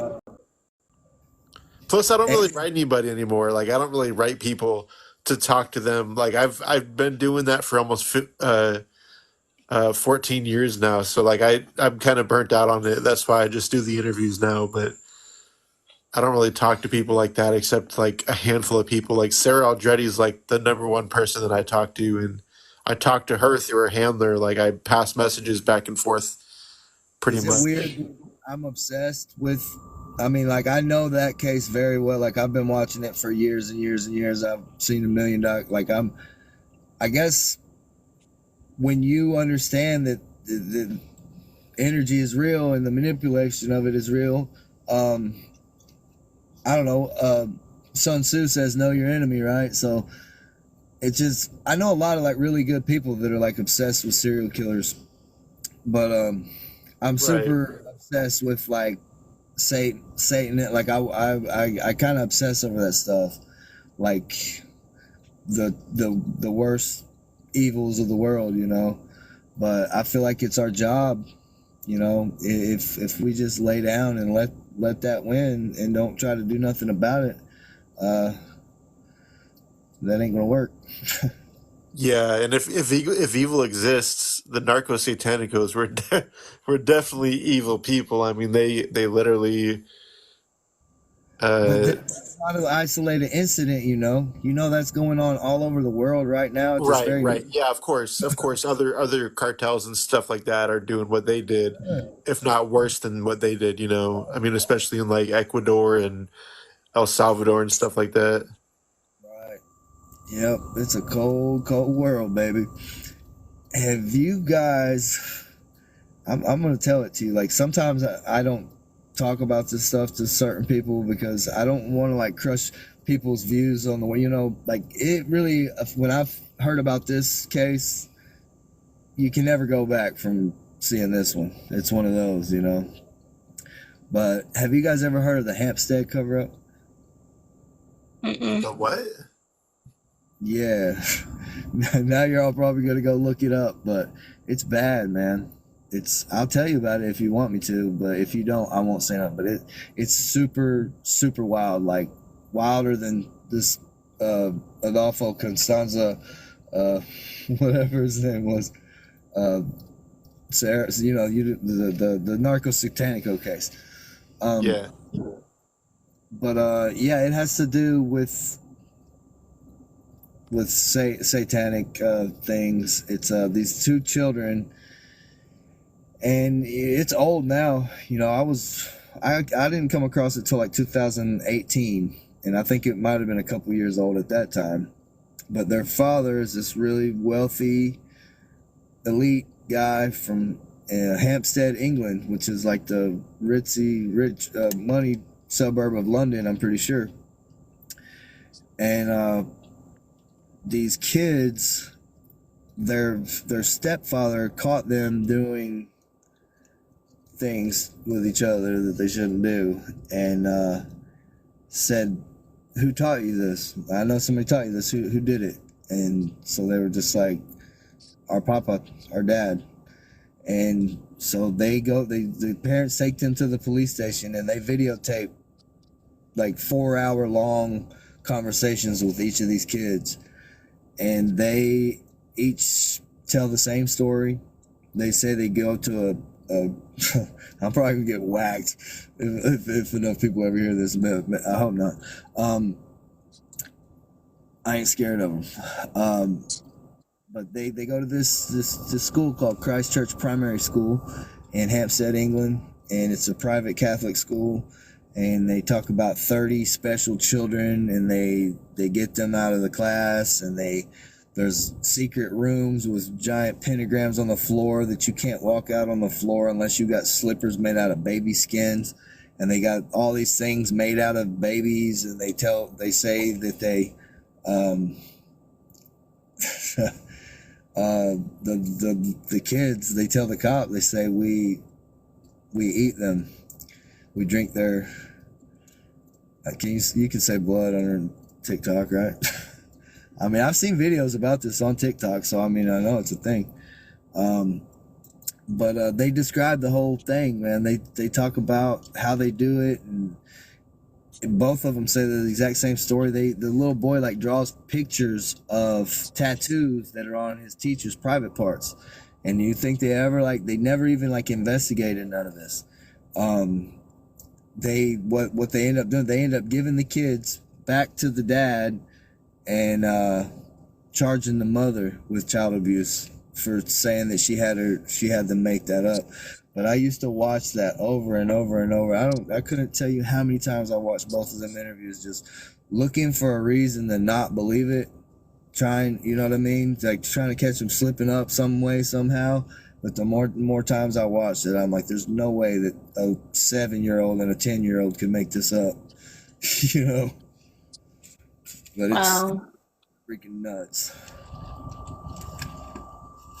Yeah, I can't say I've heard of that one. Yeah, there's some pretty wild cases that nobody's ever heard of that are foreign. Because if you think about it, the foreign like serial unalivers and stuff like that, people don't really care about them unless it's happened in America. Unfortunately, like they don't get much media coverage or whatever. I don't know if that's like an American thing or whatever. You ever heard of the Franklin cover-up? I don't think so. Well, that did happen in America. And there's a book written about it by a United States Senator named John W. DeCamp. And that one goes all the way up to the presidents and the White House and the parties and the PDF files. But a whole bunch of people got mysteriously unalived during the investigation of it, and it just shut down. And like some of the witnesses, again, they charged them with lying and sent them to prison for perjury. Paul Bonacci, I can't believe you guys don't know about this stuff. That's I've watched some of his testimonies, and he will allegedly, you know, his story is that he was an MK Ultra trauma based, you know, mind controlled, and he's split personality. Like there was like 50 different people inside of him, and he would say what name he was, and it's pretty crazy. Almost like that movie Identity, where the dude has split personalities. But he tells some real wild stuff. I mean, I could tell y'all about it if you want, but it's pretty wild. I'm gonna send you a message and tell you the worst case I've ever seen, so you can look it up. All right. It's gross. Yeah. Yeah, that Franklin cover-up is some pretty wild stuff. Have you guys ever heard of Kathy O'Brien?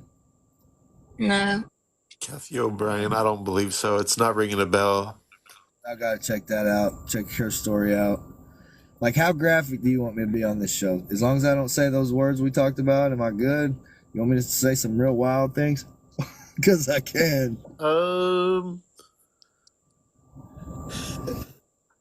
Just Not my account, Andrew. yeah, just try to make sure that it's not like there's not like words that would be like triggering or whatever, or like too many swear I words. Because got you. I have had it like I've had a few flags on my account so far. To be honest, I've had like 4 or 5 of them, and I've had it shut down one time. Shut my live down once, and I got a restriction for a day. I'll try to be very vague about it. How about that? Okay, that works. Okay, so I started reading these books as soon as I went to county jail in 2008. I come across this book called Children of the Matrix by David Icke, and that book kind of changed my life too, because like I knew there was something going on, but I didn't really like know what it was. Like when I see people hold hands and jump out the World Trade Center, like that made me want to know why that happened. So I started to try to like research, what is happening in the world. Why do people want to take us away? And I came to some real wild information. The more and more I looked into things, like it changed. It gave me it put in me the need to know like what was going on. But anyway, so I found this book, and it kind of like lays it out, like all this networks that are all in charge of things. Like, have you guys heard of? Do you know about like Bohemian Grove and all that? Like they talk about all Yes. that. But like things like that, it lays out the things that are people want to be hidden from the public, I guess. So I learned a lot by that book, and there's references to this lady Kathy O'Brien, and I started reading all of his books, and he talks about her in like every book. Her story was that she was the MK Ultra, and she was taken from her family. I won't like go into her whole life story, but one thing that I have put together that I see when I'm reading about that particular thing is that all of those victims, they all said the same thing. Like their trigger to like to make them switch personalities, it always was everything was Walt Disney themed. Like Kathy O'Brien's was Alice in Wonderland, Paul Bonacci's was Peter Pan. But anyway, she tells this crazy story about, she says what she was called a presidential model, and that's what Marilyn Monroe was. Like they're basically just owned. And so she says that her handler was a guy named Robert C. Byrd from West Virginia. And last year I was working in West Virginia, and every single day I wrote down a highway called Robert C. Byrd Memorial Highway. So every time I seen that sign, I thought of this. But Isn't he the white supremacist? yes. Okay, well, hold on. And that's not the one that had black kids, is it? That was a different white supremacist, I think. But yeah, you're exactly right. He was like a KKK dude. But Kathy O'Brien claims that he was her handler and that he had mutilated her lady parts, and like described it and everything. And she tells all kinds of crazy. She talked about the Clintons and a whole bunch of stuff, and I just, that part was just so insane to me that I was like, I can't, that's just too out there, man. I can't believe that unless I see it. Like, and like when I bailed out in 2015, one of the very first things I did when I got internet access is I typed that in YouTube, and it is still to this day, I'm pretty sure, on YouTube. If you type in Kathy O'Brien's VA, you know what, it comes up. Like she goes to the doctor, and like she said he like carved a face in it, and I'm like, how insane is that? And It's creepy. God, I went and I typed it in and I looked it up, and it's on YouTube, and it shows the whole face and everything. And so after that, like my mind was just blown. It's like what can you even believe and what can't you believe anymore? That's But, creepy. right. I don't know why I want to talk about all this creepy. Well, because you guys are always talking about creepy stuff, so I'm telling you the creepy stuff I know about. Do you know about Pizzagate? Yes. Yeah, I know about that. I This went is to up that. Jen's alley. You should have started all this earlier. Oh, did she leave already? She's gone? Yeah, she gets up so early. I always tease her that she turns into a pumpkin after 7. Um, but yeah, she just gets up really early for work. Oh, it's all good. But yeah, I went to that place. I didn't go inside. I rolled up to the front door at like 3 o'clock in the morning one night just to look at it, and it was creepy for sure. Um, yeah.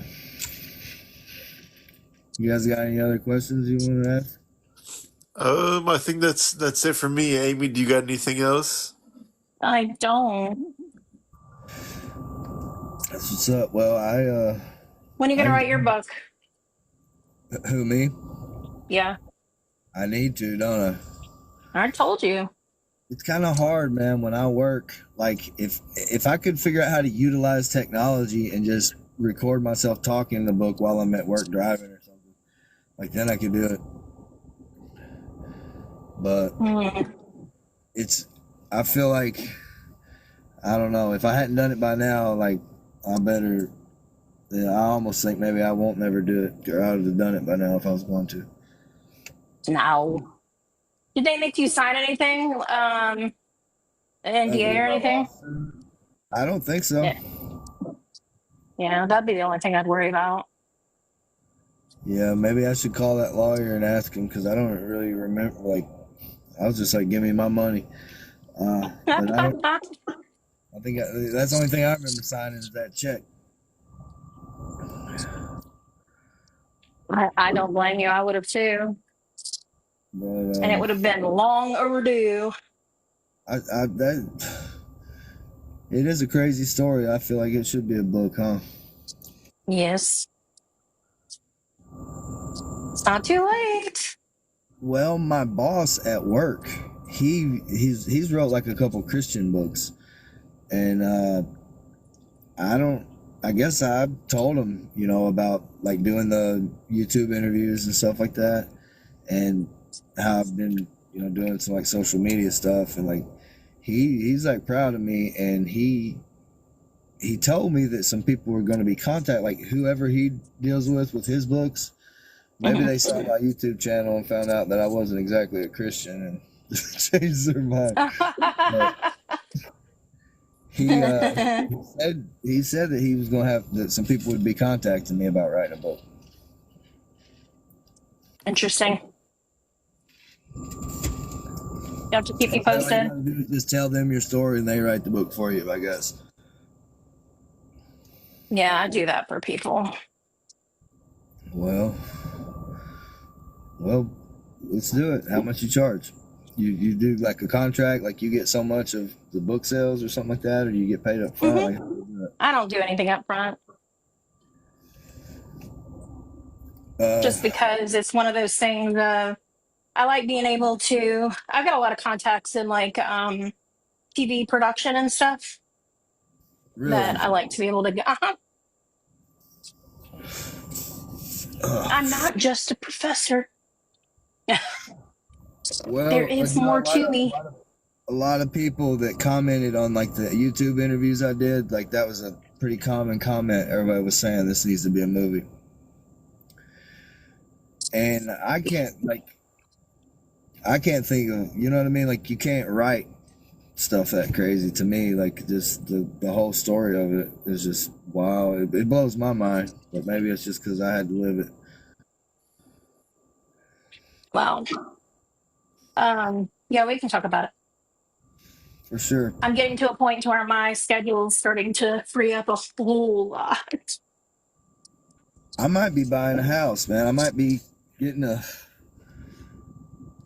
house after all. Like I had about resigned and given up I told you I manifested the house with the law of attraction. I ended up selling that house, but I've kept the money in the bank, and then the housing market just blew up in Tennessee. So you can't buy a house for what I sold mine for now, and everything's just super expensive. But I think my brother is about to sell me. It's a nice brick house, but it needs a little bit of work. But I'll be able to. It definitely has lots and lots of promise for sure, and I'm hoping he don't like bust my head on it too bad. He said he was gonna let me get it below market value, is all I know. So, and he was gonna That's find it. cool. So, if he's gonna do that, I'm gonna be buying that brick house off of him. Nice. Yep. So I'll have a houseboat and a house. That'll be sweet. But you know what? I had already told myself if I live in this damn houseboat for the rest of my life, I think I could be happy just living in this boat. But I hadn't gone through a winter yet. This is my first winter, so I might change my mind here in a month or two. You might. But you said Tennessee, right? Yes, ma'am.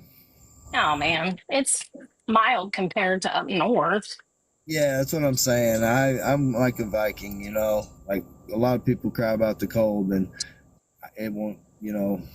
It's got to be really, really, really cold to bother me. Yeah.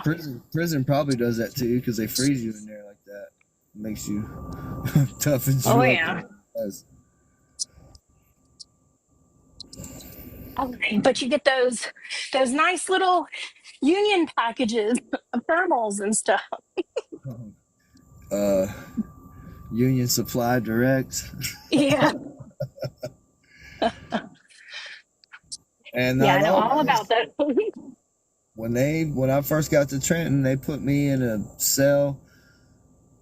And if you want to see the inside of that cell, you can look it up. Like if you Google a Hurricane Carter breakdown scene, like it's where like it's a movie about Hurricane Carter, and he like loses his mind and gets put in the hole in Trenton State Prison, and that's one left. But they put me in there for about 6 weeks.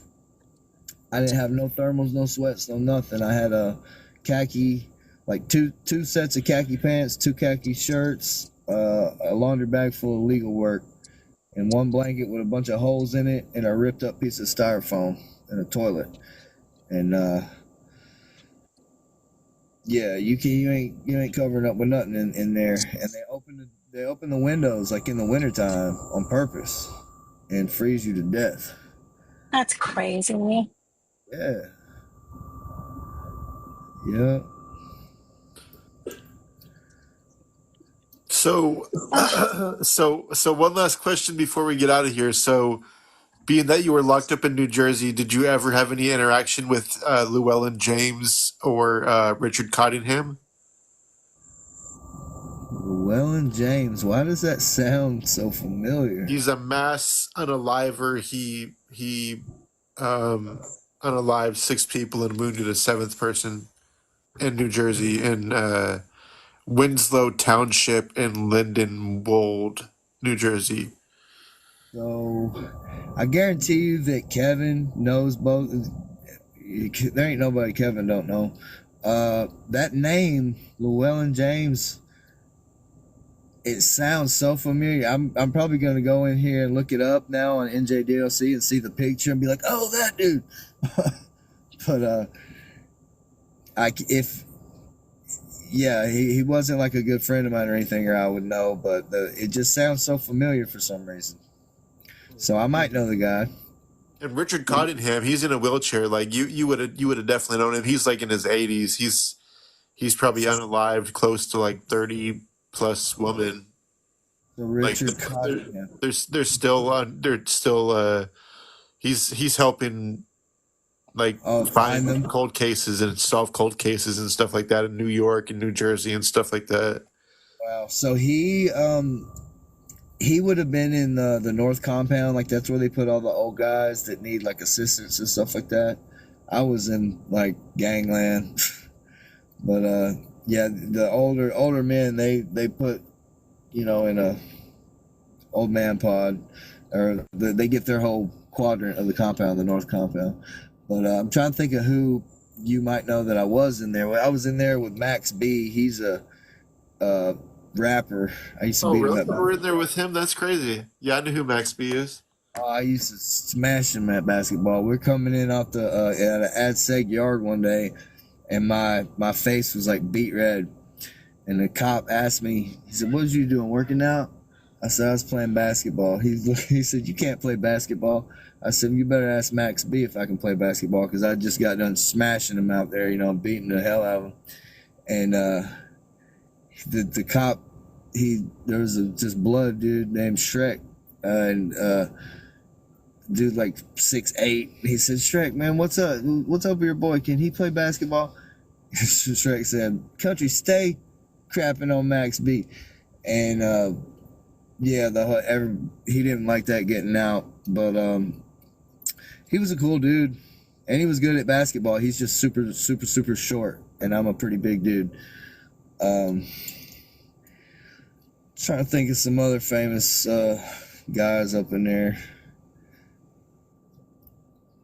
I mean, people was in there for the most heinous of things. Like, I can just remember, I'll tell you a story. I told this on my YouTube channel. So two different comments. I got two different comments. One person heard me say Kevin, and they're like, "I wonder if he's talking about Kevin Planker. I went to high school with him." And the guy wasn't listening to the video very good, because I most certainly called him Kevin Planker in that video. But and then another girl said, "Did you ever meet a guy named Pete Papasavas?" And coincidentally, or maybe not, I knew both of those guys. Planker was my bunkie. And one day, I was sitting in a cell, and the police came and, opened the little bean flap thing, and it was like, "Gentry, legal mail." So they're flipping through it, make sure there's no drugs. They handed it to me. And I start reading this brief. I was trying to get back in the courts because my dad, there was a sequestration order, and my dad had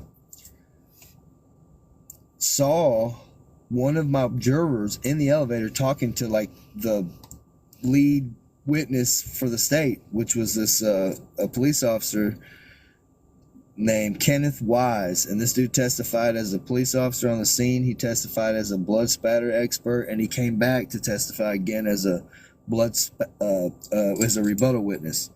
So this dude had taken the stand 3 times for the state, and my dad saw him in the elevator talking with one of my jurors. That's illegal. They were not allowed to have any contact. So we was trying to get me a new trial. This is before my appeal came back. They ended up denying that motion, but that motion contained a brief of a certain state versus Papasavas, and I'd only ever known one person with that name in my whole life, and he happened to be right outside my little window. So I yelled through it. I said, "Hey, Pete." I said, "You know this dude?" And he looked at it, and his face kind of got white. And he's like, "Yeah, that's me." And I said, "Well, I'm getting ready to go down to the law library and read your case because it's cited in my brief." And he looked at me, and he said, "I just got to warn you, man, it's not pretty." And anyway, I go down there, and I looked his case up. I printed it out, and I brought it back to Kevin and said, "Man, look what Pete did. He was, I don't know if you can say, he was smoking white things, not cigarettes. He was broke in this old lady's house and was smoking rocks in her basement, and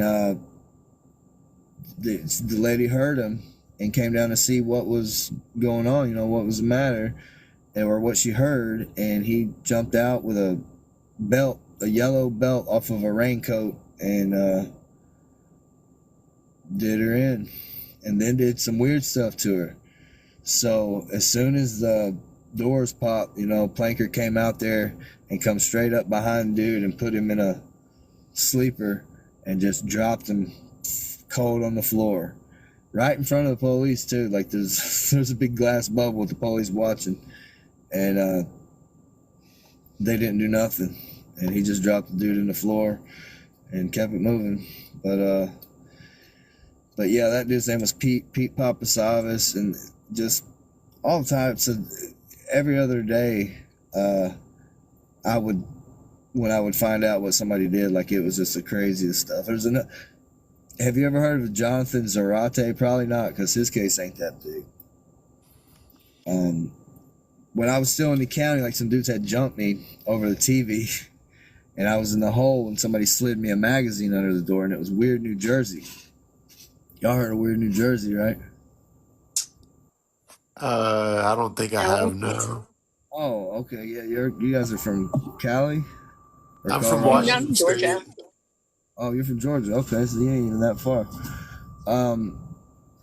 Well, Weird New Jersey started out as a magazine, but now they have Weird. Every state has it. There's a Weird Georgia, a Weird Tennessee, a Weird Washington, and they have hard book books too now. And it's just, I'm surprised you guys don't know about this, because you seem like the type of people that would. But it's just a bunch of weird, strange things, you know. And this particular magazine was a special edition called Nightshade on the Passaic. This dude, he had a canoe and called Nightshade, and he was going up and down the Passaic River, like, taking pictures of weird stuff. And one of the stories in that magazine was about these two brothers that had a bunch of body parts in a suitcase or a trunk, and was, like, pulled over on this bridge, getting ready to throw it over the bridge. And a cop rolled up on them, and they were, like, nervous as hell, and the cop found it. And it was two brothers, and they both went down there.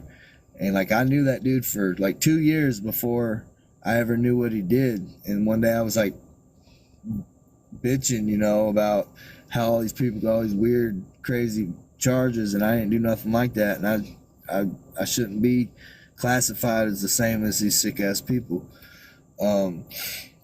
But he's like, you know what my bunkie did, right? His bunkie was Peru. And he told me, and that's when I realized, like, I've been playing basketball with this kid for 2 years, and then all of a sudden I realized he's the dude that I read about in the magazine that had that little girl in the trunk. Wow. Yeah, right. Hi, Amy. Hey, guys. Hey, Jill.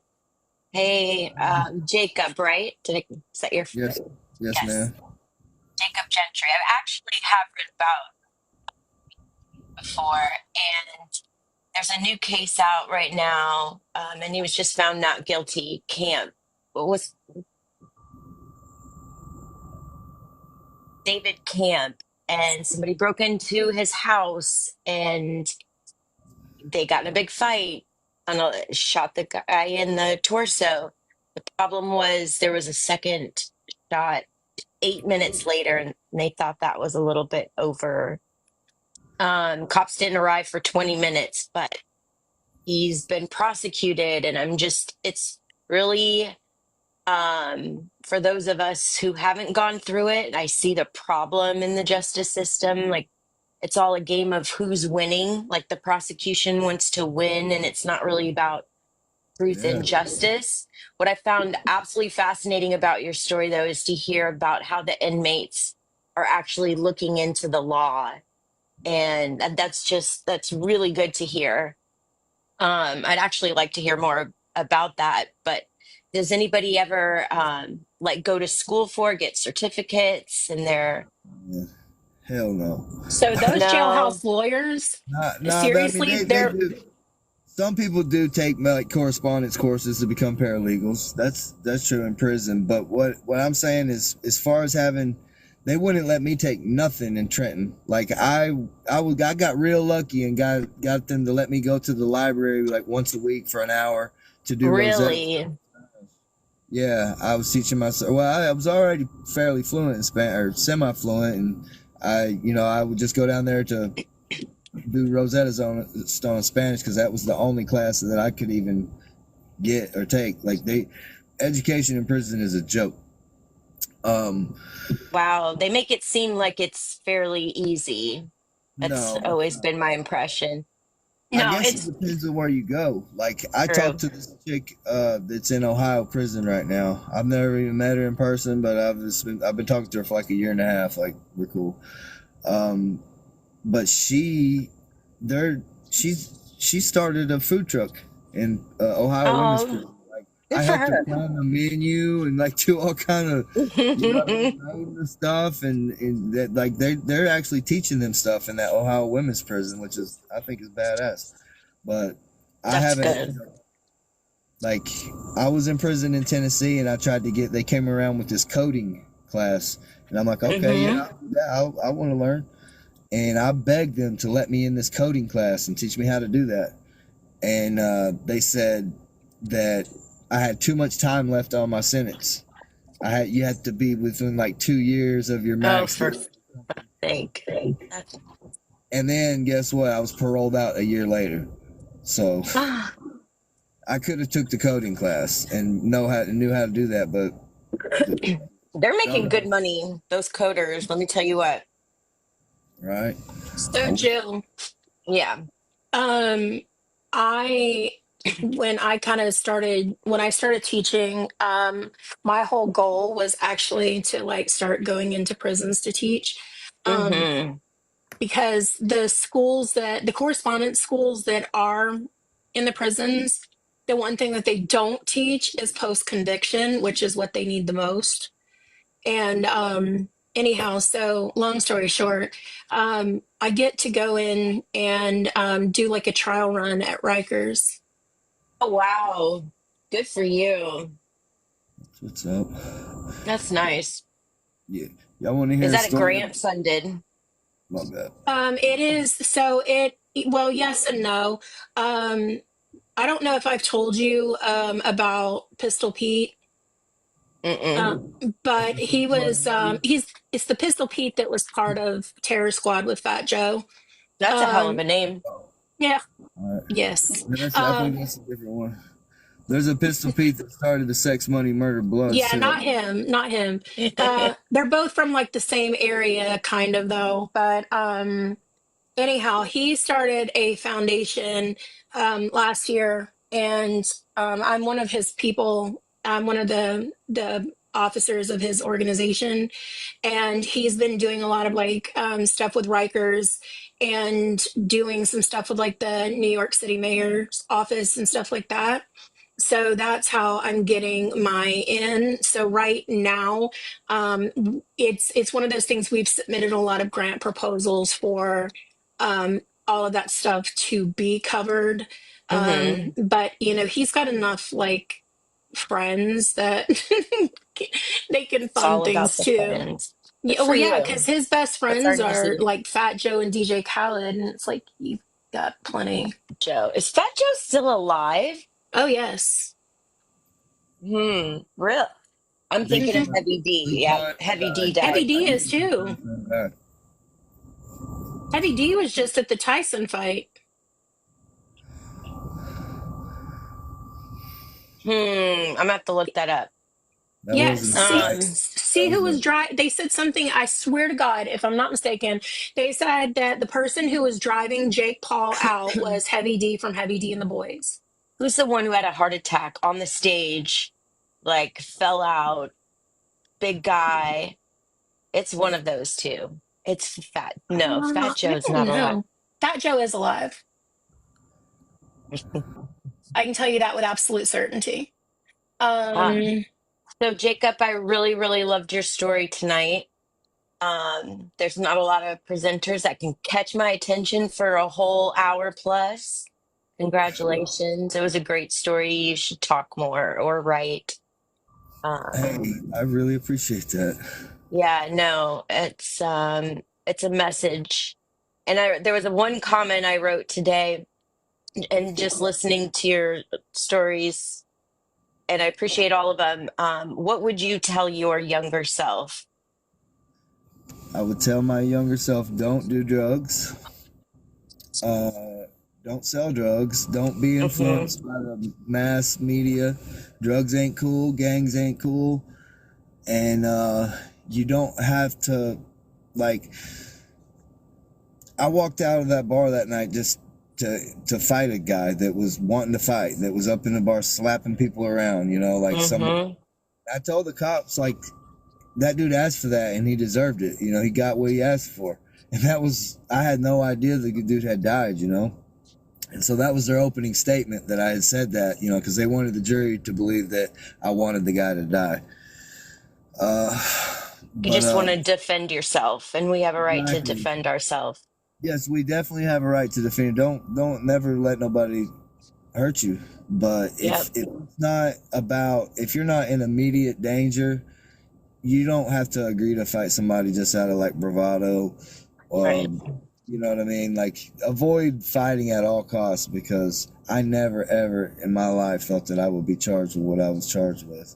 If you told me I could have got charged for drugs or something and ended up with a life sentence, like, I might have believed, you know, I wouldn't have just laughed in your face. I would have laughed at anybody that told me you're going to end up in prison for unaliving somebody, because I'm not that guy, you know. So if that can happen to me, that can happen to anybody out there. But yeah, if I can save some people from having to learn the hard lessons I've learned, I'm all for it. I've got a karmic debt. Everybody got a karmic debt, and I'm trying to get mine in the green. I hear Feel you. that.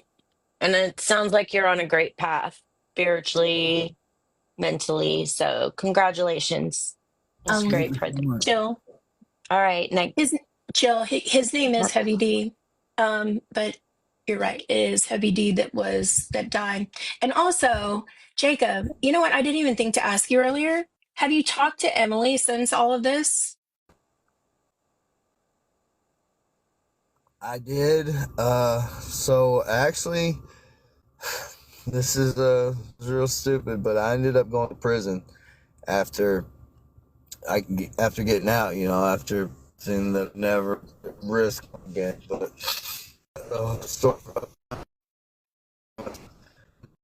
just but You're and breaking it. um. You were breaking up. We didn't hear any of that. Can you hear me now? Oh, Yeah. okay. So, I talked to Emily. Nope, can't hear you. Can't hear you. Dang it. I feel like this is going to be good. We still can't hear you, Jacob. And hey, Jason. Yeah, you're breaking up really bad. Now, can you hear me now? Yeah, we can hear you now. Yeah. That's better. Andrew, that's Jason Jensen down Is there. it echoing? No. Wait, maybe. Maybe. So you guys know if Nope, can't hear any of that. Did you hear It's that? like, Can't hear hey, any of that. Jason, how's it going? How about now? I don't know. You still It can't seems hear to me? be fine when you say that, but then once you start talking, it stops. That's crazy. So I talked to Emily a couple years ago. I said something that she didn't like. She got mad about it, and I didn't apologize for it. So I haven't talked to her since.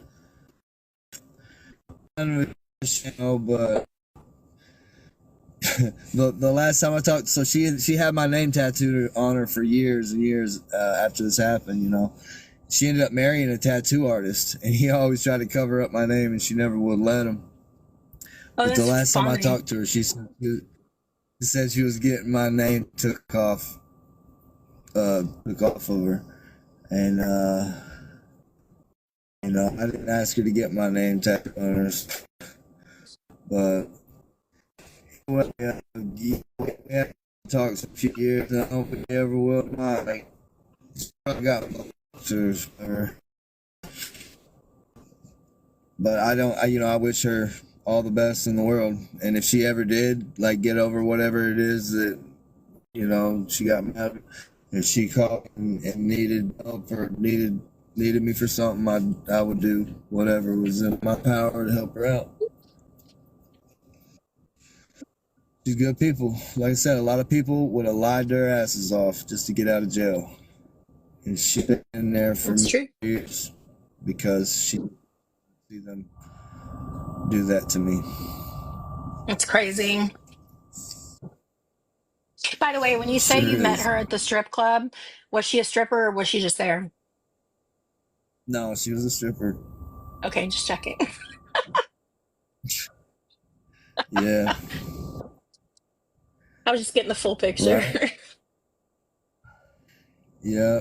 You want to know the first word? Like, she tried to hustle me for a lap dance. And I was just like, I don't even want a lap dance, but I'll give you $20 for your phone number. So, that's how that happened. And then, Wow. like, I really didn't mess with her at first because, like, I figured she was probably like a gold digging stripper, you know, but she really wasn't. Like, she really was trying to take care of me. Like, she bought me that bus ticket to come out there. Like, she was trying to do right for sure. But, you know, all them strippers they're all crazy. Got daddy issues and abandonment issues and all that. Jacob, Yep. no good happy ending starts with I met a girl at a strip club. Yeah. I I mean, mean, what she did for you, that's like, oof, that's a down ass girl, right? yeah, And but no good story starts out like no happy ending starts out. that's true. You'll Very find your true. person. Sorry, I had to come up here just to say that. Well, you didn't lie, that's for sure. I'm a big fan of the truth. And that is very true. I can't think of one anyway. Um yeah, she lives in Michigan. Michigan. Just Yep. talked to somebody in who was it that reached out to me about somebody in Michigan prison? Michigan's got weird laws too. Yeah. Um my ex-girlfriend in Michigan, I lived there at her mama's house for a little bit, but it was like a mile down the road from the Southern Michigan Penitentiary on Parnell Road, where Jack Kevorkian, he was there. Uh, Jill, thank you. Henry Lee Lucas had been there at some point in his life. I can't remember who else has been in that prison. Jack Yeah. Kevorkian. That's an interesting one. Hey, I'm gonna ask you guys about this. So I recently met a guy off my YouTube channel, and I learned what the word based means. I never heard that before. He said I was based. So I'm just like, what the hell does that mean? But anyway, the dude he's pretty cool, and he was telling me how he follows Megan Walsh on Twitter. Do you guys have any idea who that is? I do. John Walsh's daughter. Yeah. So do you know Yeah, about her? Like, I what do do. you? So what's your stance on that? I don't know. It's yeah, I don't know. There is I mean, she comes off sometimes as very credible. Um, but she also, I don't know, comes off as weird. So Um, yeah, I agree. But if you've been through all that stuff too, you'd be weird as hell too. oh, I know. I agree with that. Um, but yes, I definitely think there's a whole lot more, to the story. Yep. Yep. That's wild. But that's just a whole new rabbit hole that I never even knew existed until not too long ago. Oh yeah, there's a whole bunch of them. I think one of my other favorite rabbit holes is Suge Knight's son on Instagram. So I listen to Suge Knight's interviews quite a bit, but I don't know about his son on Instagram.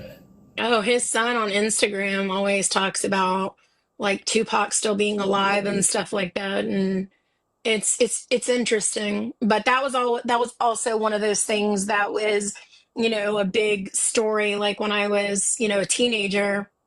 Right. Um, and so, you know, that one would probably always pique my interest because I watch the whole East Coast, West Coast thing. Yeah, me too. I mean, I'm gonna be 44 in like 3 weeks. So yeah, that was in '96 when Tupac died. I was 16 years old. So, uh, but have you seen the videos, like the old Tupac videos where they say he was gay? Mm-mm. Oh wow. Yeah, that one. Like straight up gay. Like you can just tell, like when somebody. But I mean, he was raised by women, I guess. But still, it don't matter. Like I've watched. All you know what I'm saying? Like you can see people's mannerisms and the way they act and say. Like just watch. Google what I said about. Tupac's like back when he was in like Juilliard when he was like 17 years old. Watch 17-year-old Tupac and you can see him acting really flamboyant. Interesting. But then I saw another one the other day where it's like some old man and they're trying to claim that was him, but I don't know. It could be, but there's more important things I think going on than whether or not he's alive. I would love it if he was. That would be fun. Right? I just want to see one of those conspiracies play out. Man, I think has happened. It happens a lot more than people uh, are aware of. I think probably like Billy the Kid and Jesse James both. Like I got a tattoo, a portrait of Jesse James on my left shoulder because his great grandfather is my 5 times great grandfather, and so like my great grandmother was his second cousin, and he was allegedly turned in by one of his best friends, Bob Ford. That was a friend of his. And the same way with Billy the Kid, like it was his friend that took him in, Pat Garrett. So, and these guys were all involved in like secrets. I don't know about Billy the Kid, but I know Jesse James was what's a member of what's called the Knights of the Golden Circle, which is a Masonic organization, and I think they're very capable of doing things like that. If you Like, like you know, Masonic stuff, I got one for you. I don't. It's gonna be hard to find something I ain't already heard about because Natalie Jones. I'm. What is it? Natalie Jones. Okay, maybe I'm lying because I don't think I know about that. So she was a girl who went missing after the 4th of July. Like she was at this 4th of July party. And Uh huh. she ended up, it was over in Alabama, and she ended up going missing for 3 months. And all of a sudden, when this organization, Adventures with Purpose, was going to be coming in um, to look for her, all of a sudden her car appears, and so does she. Um, Anyhow, long story short, her car was like Barbie pink. So it wasn't like it was one of those colors that would like blend into Right. into the surroundings, but it was in this field. And her she was mummified, but the news never talks about that. But anyhow, there is a whole thing about the people who were like involved in this, and there's like a lot of dirty cops and stuff like that that are involved, including like some potential hunting lodges and stuff that are allegedly used by government officials and stuff. And it's a really wild story, but it's part of what's called the Bermuda Triangle, found in the homes of government officials and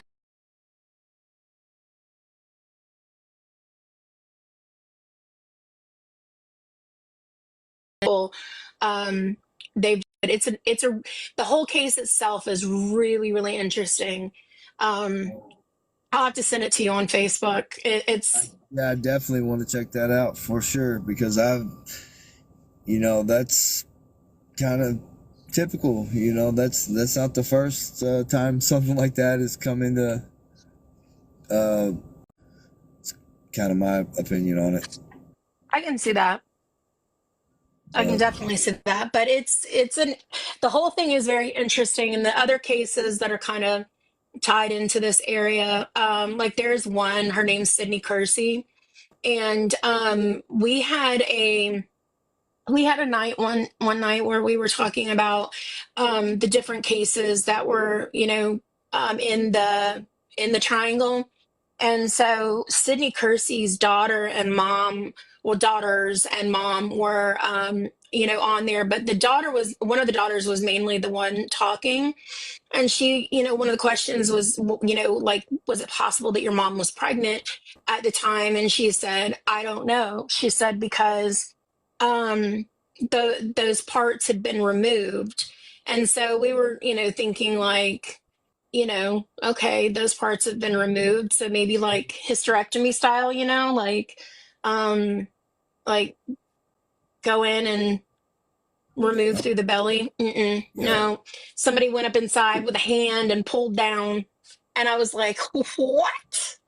And I was like, that sounds very Yeah, that's a ritualistic. ritual. And That's a ritual for sure.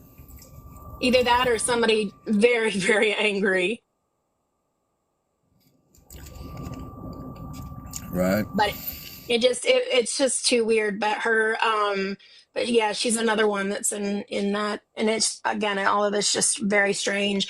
One of the other cases in the triangle is the Heather Turner case, and she was found unalived, naked, with a pew pew to the head, which women don't do that typically, and they definitely don't do it naked. And she had turned on the shower and all this stuff, and there's this whole thing. But anyhow, the husband started a film studio, and we just found out that the husband's executive vice president is the guy who started Diddy's Revolt Network. Wow. That's And it's crazy. like, all of this is just so weird. Have you guys done a story on like the CIA connections between like Charles Manson, David Berkowitz? Like, do you guys know about the Process Church of the Final Judgment? I've heard about it, but I That's haven't like done a lot of digging into it. yeah, you should definitely check that one out. They also, like, I want to say this was back in the 80s. The police got called to this park, and there was like these two dudes in suits in a van with all these like dirty little kids, like disheveled kids with like poopy diapers and like not being taken care of. And like they told the cops that they were their guardians and they're taking them to some school, or it's just a weird story, but it's they were members of that Process Church of the, and they have ties to like the ultra elite. But Interesting. also, like I said, Manson had ties to them, and so did David Burke. There's a really good documentary on Netflix about, it's called The Sons of Sam, where he's talking about like he's not the only one that committed the Son of Oh, Sam. okay. So I've seen that. And I'll share this with you. So I know this guy who was a reporter, who went in undercover, and he was, I think it was at Attica or something like that. And anyhow, so he got very close with Berkowitz. That's how I got a chance to talk to Berkowitz, was through this guy. I got him to put in a good word for me so that he would talk to me. But anyhow, one of the things that Berkowitz did was he had agreed to like an interview of his like complete story with this guy. And I don't know if it's ever been released or not yet, but he was going to be releasing it. He did one with Mark David Chapman also. But anyhow, Berkowitz, I watched The Sons of Sam, and I called him immediately afterwards, and I said, all right, I said, now I have some questions for you. So, because I just watched this whole Sons of Sam thing, and I said, what are your thoughts? And he said, no. He said he told me specifically, and it's in a recording, that it was him and him alone, that he acted 100% alone. He said, but he always has this way of like changing his story when it suits him and who he's talking to. And he said, and Really? yeah, so he said specifically that, you know, basically that Berkowitz is kind of like an opportunist when it comes to, you know, that kind of thing. But he said, I have him in a recording where he is, you know, specifically talking about doing it alone. Well, also, you know, that slice his face, right? Like they try to, and you know, some people say that's why he's afraid to, you know, talk about that because they, you know, he has like a, I can't remember if it's on his neck or if it's on the side of his face. I think maybe around his jawline. He has a really gnarly scar because they tried to cut his throat, you know. Interesting. And yeah, it's crazy. He almost got Epsteined. Now I'm gonna tell you something. That guy who, I don't know if you were in here when he came. Oh yeah, you were. You came in right when I was talking about Ed Opperman. He told us that he said that he believes that Epstein was 100% still alive. He said, think about. He's like, we never saw a body, and he's not wrong. We didn't see. We didn't see Osama bin Laden's body either. I think he's still alive too. That'd be crazy. I've seen way crazier things. Yeah, I I mean, wouldn't be I can. surprised if that happened. Or I mean, if any of those things happen, I wouldn't be surprised at this point. That would be wild.